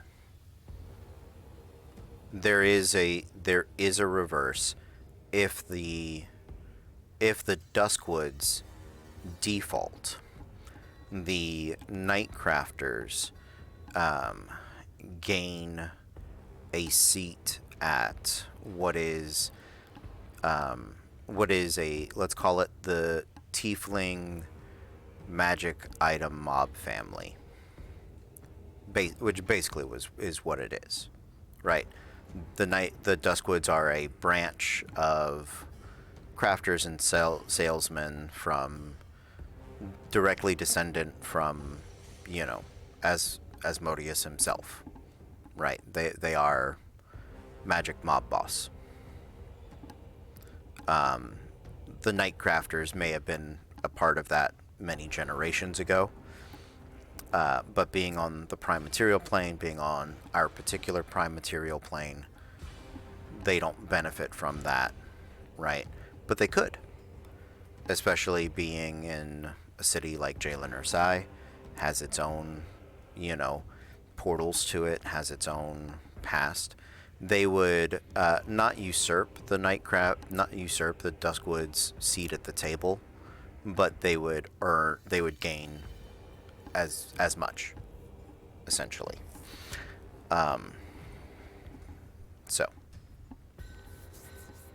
So now the question is, what would qualify the Duskwoods falling into default there?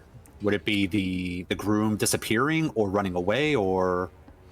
I think we have someone for your magic jar. Vanished. So, if the wedding date was like set the way it was previously, and because it doesn't specify, the Duskwoods don't provide a groom. It doesn't say which groom, it just says a groom. Because once upon a time, there was no need to specify which groom and which bride, right? It has to be family. They have to be single and available to be married because of legal binding reasons. Yes. Matthew's question for that is, what if? Do they have to be able to provide a groom with the same qualifications as their family currently has? If they no longer have the power in the City of Brass because they don't make the ships anymore. So if they provided a groom and they could not provide the Night Crafters with the technology, that would be a later default, right? Gotcha. Okay. It could default. They could default later on, but like them losing their seat of power in the city because the Phoenix is left is not going to be an immediate default. It's not a guaranteed immediate default. Got it.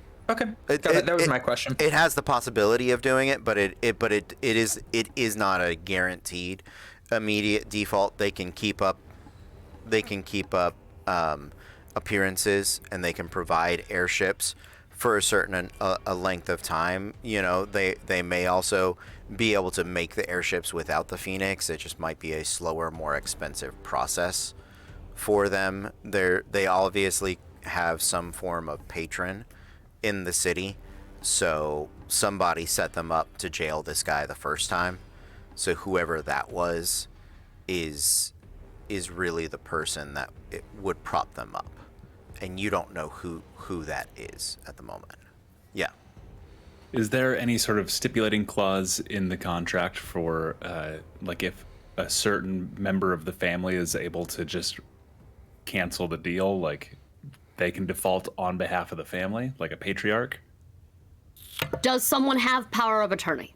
Essentially, I feel like is what we're asking. So the contract is signed by not by the children, but by the parentals.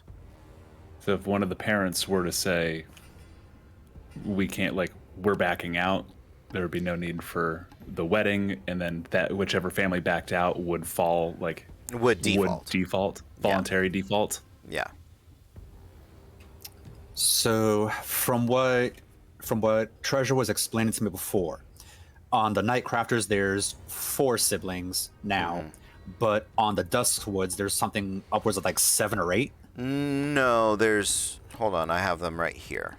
Because I know she mentioned 2 of them specifically, but I can't remember if there was more than 2 or not. 2 girls, 2 boys.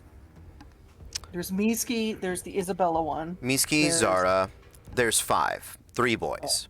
There's Miski, Zara. No. You're good. Thank you. Because I'm having trouble finding my paper of names. This is. I know Miski because I'm gonna climber. Yep. So there's Miski and Zara. Those are the girls. There is Generous. He is the presumed husband. Then there is there's one with a G, Garian, Garlarian, something like that, and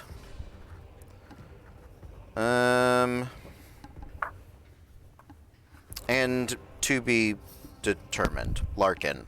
It's not Larkin, but that's what I got. Miski, Zara, Larkin. Yeah, right. I know that we've. Yeah, I love it so much. Damn it, Code. I actually wrote them down. You're recovering from the COVID. It's okay. Dying. It's COVID fine. brain is real. COVID brain is so fucking real. Yeah. Oh, okay. Got it. Genefrian, Gazir, and Garminos are the boys. Zahala and Miski are the girls. All right, so since the contract is not specifying specific people, it just says whoever can fill the groom or the bride slot. Right. Yeah. Non-gender specific. I was about to say we can have gay husbands. We can have gay husbands. Can we have gay husbands? Please, please, please. If you want. Isn't the brother like kind of young though? Treasure's brother is The youngest. Is the youngest. I think he's a little too young to get married. He's like in his teens. He's like 16. So do we feel good about marrying off him, Jet, the 16-year-old? No, but honestly, no. we don't feel good about a lot of stuff that's happening in this case. Yes, So it's just, one more thing. But they are not prepubescent. That is at very least a line I want to draw. It's legal. Let's. So from what I'm understanding, technically, we can get Treasure out of this by putting in her younger sister, and then Ganafrian can go with that sister, or one of his younger brothers or younger sister goes for that, and the deal stays there. It's just Treasure can get backed out of it. That's one option I'm understanding. That is a option, but what you haven't seen is the reason none of the other brothers have married any of Treasure's siblings is, one, the contract's already defaulted, right? So they're already benefiting from the default. So they are in no rush to reestablish. And in fact, somebody paid the Pale Brothers not to capture Treasure, but to kill her. Because and that is what Ganefrian said to her and explained, that somebody wants them to remain in default. Now, the change is Treasure wields Bloodburner, outpokered a beholder, and just saved the Feywild. Yeah, the deeds that she's pulled off makes her more valuable in terms of what she was representing before. Treasure is worth them going back and doing the regular contract, right? But if Treasure never showed up, or if Treasure was just like drunk in a bar someplace and they found her, they wouldn't. Because she was the original deal. The Duskwoods get more if the Nightcrafters default. So they're in no rush. They're already in default. They're in the better position. So only if it's Treasure are they willing to go. Seemingly, that is the only thing that is making them willing to go back. So one potential plan, and this is just thinking out loud, Sure. is if Treasure does agree to renegotiate the deal, to nix the current one to get the Nightcrafters out of default, to kind of set things back to even, but then the Duskwoods go into default to get her back out of it. That Kind is of like a shell game. sure. Yeah. If you could do that.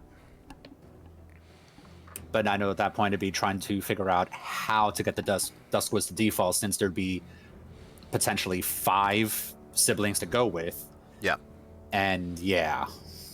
What is the name of the current patriarch or matriarch of the Duskwood family? It is so Rubius and Plata are the parents of Treasure, and Malsis and Nithalia are the Duskwood. Because we never got the mom's name last time. Yeah, you didn't. Nithalia is she was born in Dis. She is like, her parents are probably Cambians, right? Like she is. Damn. Yeah, she she's a is bad bitch. first generation tiefling. No, No, tiefling. either of them. Pronounce it tiefling. That's how the old bloods say it. Dislike. Either of them would have the power to voluntarily default on the contract. Or would it have to be both of them? Not that they would for any reason. Sure. But if, say, one was possessed Magic jar. by a person in a magic jar. What I will say is Casually. is this. You don't know this, but I'll go ahead and fill you in for Treasure's sake. From what she's told you and from your kind of reading of this situation, Mouses probably cannot dissolve the contract by himself. It probably requires either both of them or Nithlia specifically. Because- Got it. She holds the money. She holds the power. She is not a Duskwood, but she elevates them entirely. And from what you know, Nithlia is probably a spellcaster of the highest order. Sure.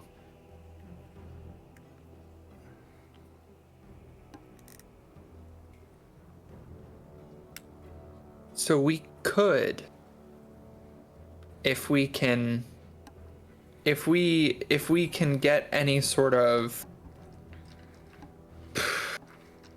like, if the Phoenix is indebted to us in any way for us freeing it, and Sure. we're able to get it to be like, hey, not only it's not like, don't ignore the Duskwood, make sure that they're out of here, and they're immediately unable to supply their end of the bargain, not with the kids, but with all of the things that come with it, as a way to, if they get kicked out immediately, or fucking killed outright by this powerful Exfil Phoenix or right now. whatever. Yeah, like that is the possibly the most direct way to deal with this without Treasure's family getting screwed over, is my thought.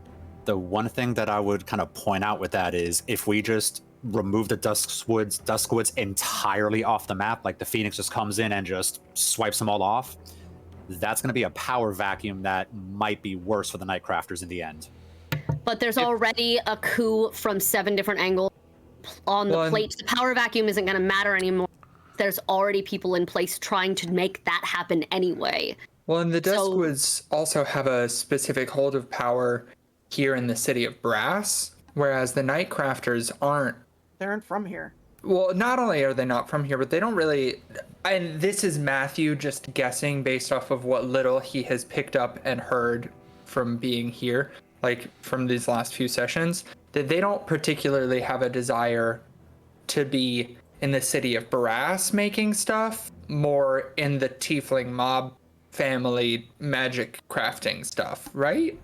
Or is that how the Nightcrafters ended up in the contract in the first place?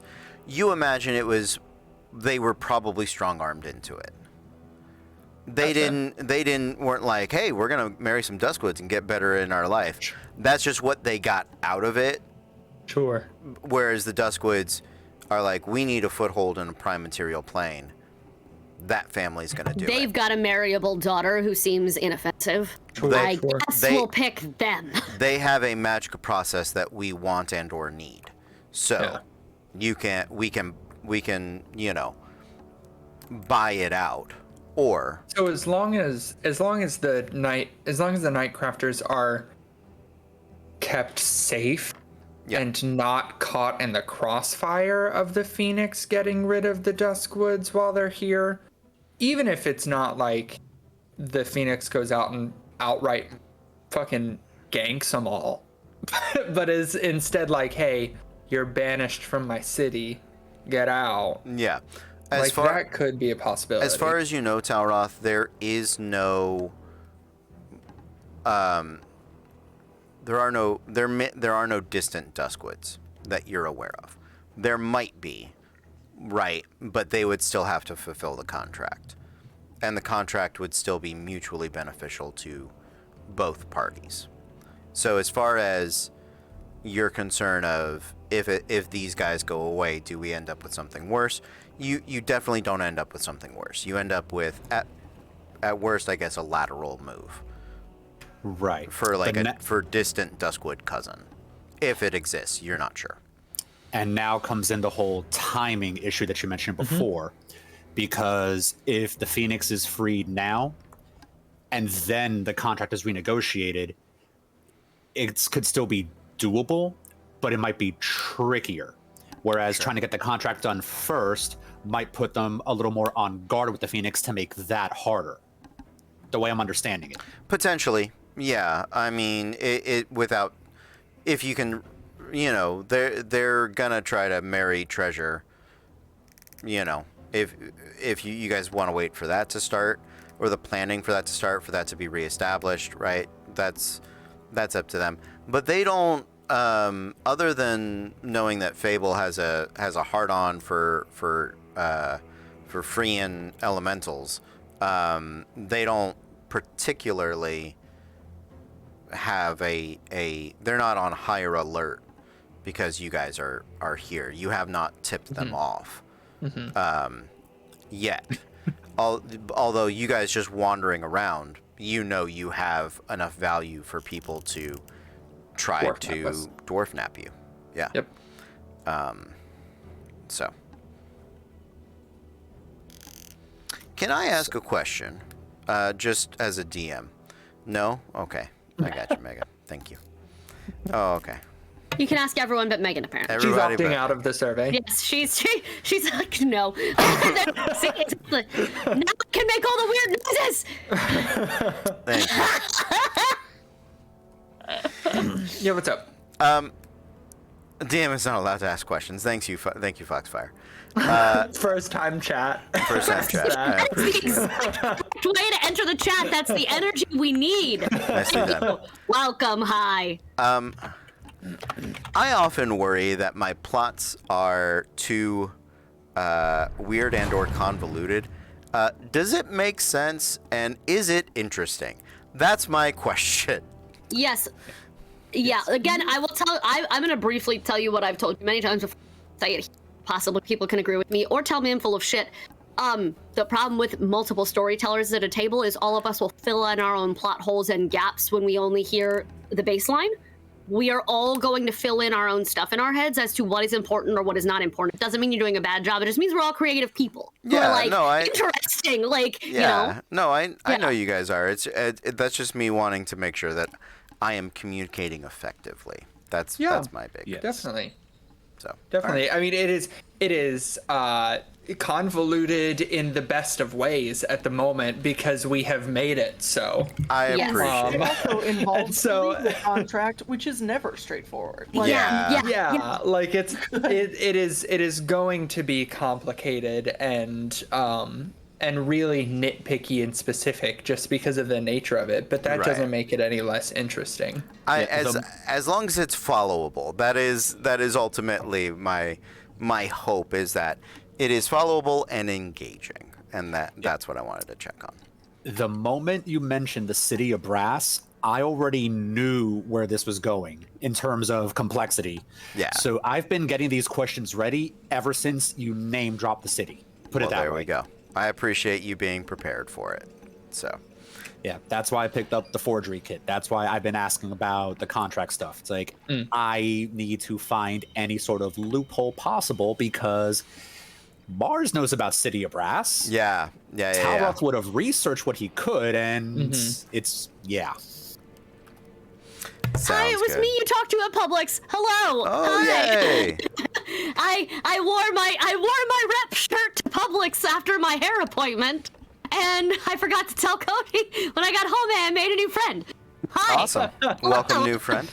Thank you guys for being here. Do you guys have any last minute questions or things you want to say? It is about time for us to wrap up this episode. What do you got, Talon? I have one, and it's a question for Jealous from Talon. Got it. And it is, as a thank you for the hospitality the Duskwoods have shown us, is there a chance you could get just a gift to Nitlea? Just as a thank you.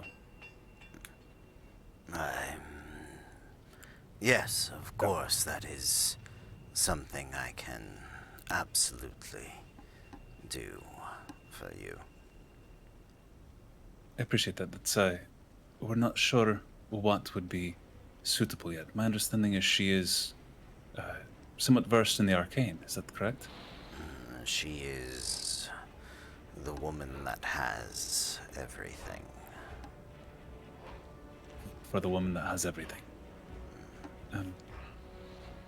We might have something by the morning for you, if you can arrange that for us. Of course. I'm not sure. We need to put more thought into it. Thank you very much, sir. You're welcome. Please, get your rest. We will. Again, thank you. Have a good evening. Yep. Leaves you to it. At some point, Kenzie pulled Fable aside real quick and handed her the 50 gold that she won from Talon. Hey, you make sure this gets back to him.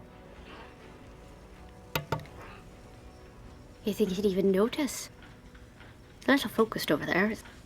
Yeah, so if you just, you want to like put it in his back pocket real quick, or just in his bags or something. I'm gonna hold on. I don't want him to lose face from me. This is not charity, but I had no business, taking it from him in the first God place. damn it, shit. I keep rolling insight checks to see if Fable understands what you're doing. Because I have zingers for her, she does, but failing! Yes! This is what Kenzie's doing. I've been rolling all goddamn night to see if she knows. I've been trying so hard. I know nothing. Okay, great. I tried. Goddamn, I tried it. I mean, I suppose I could. I should use it to buy him. He's gonna be up for a while tonight. I think I might use it to buy him some treats. Yeah. Treats are good. But just make sure he gets it, back a little bit. All right. All right. I hope you sleep well. Yeah, you too. If I ever get to sleep. Well, yep, she's just gonna go.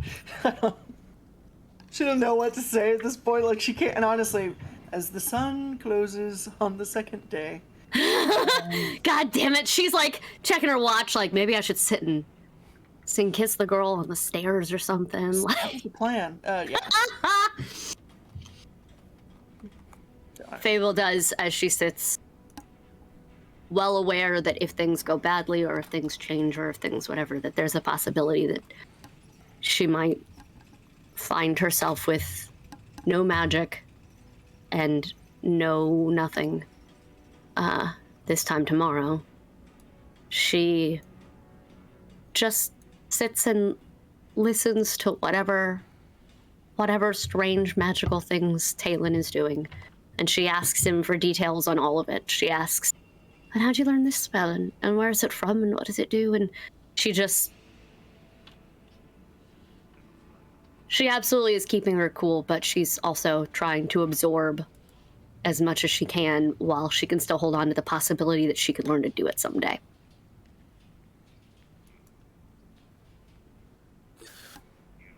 All right. What? And just if you do lose your magic, because I know that's a possibility. What I know can be taught and learned. It's difficult to get to where I am. It is an entire life of study and hard work. Well, I had an entire life of playtime and stories, so might be time for a change. If you'll have me as a student, that is. I've never taught, so I don't know how well I will do. I've never tried to learn, so I'm not sure how well I'd do. She kind of It did not come to that. She kind of scoots a little closer and shoulder to shoulder as she draws and works on whatever he's telling her about the whatever magic they're working on right now. This is Firebolt. I know that one, for fuck's sake.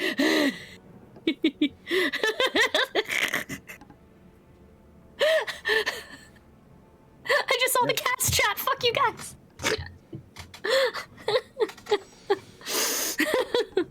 Well, with that, I believe we are going to bring our episode to an end. Thank you guys for hanging out with us. We are going to set you up on a raid. Yay. Let's see. Okay, yeah. Is that the... Did you see my message, Caitlin? Yeah, and we're trying to spread it around. We're trying to... Yeah. Okay, sounds good. Well, guys, thank you for hanging out with us. We are going to see you guys next time. But until then, be cool.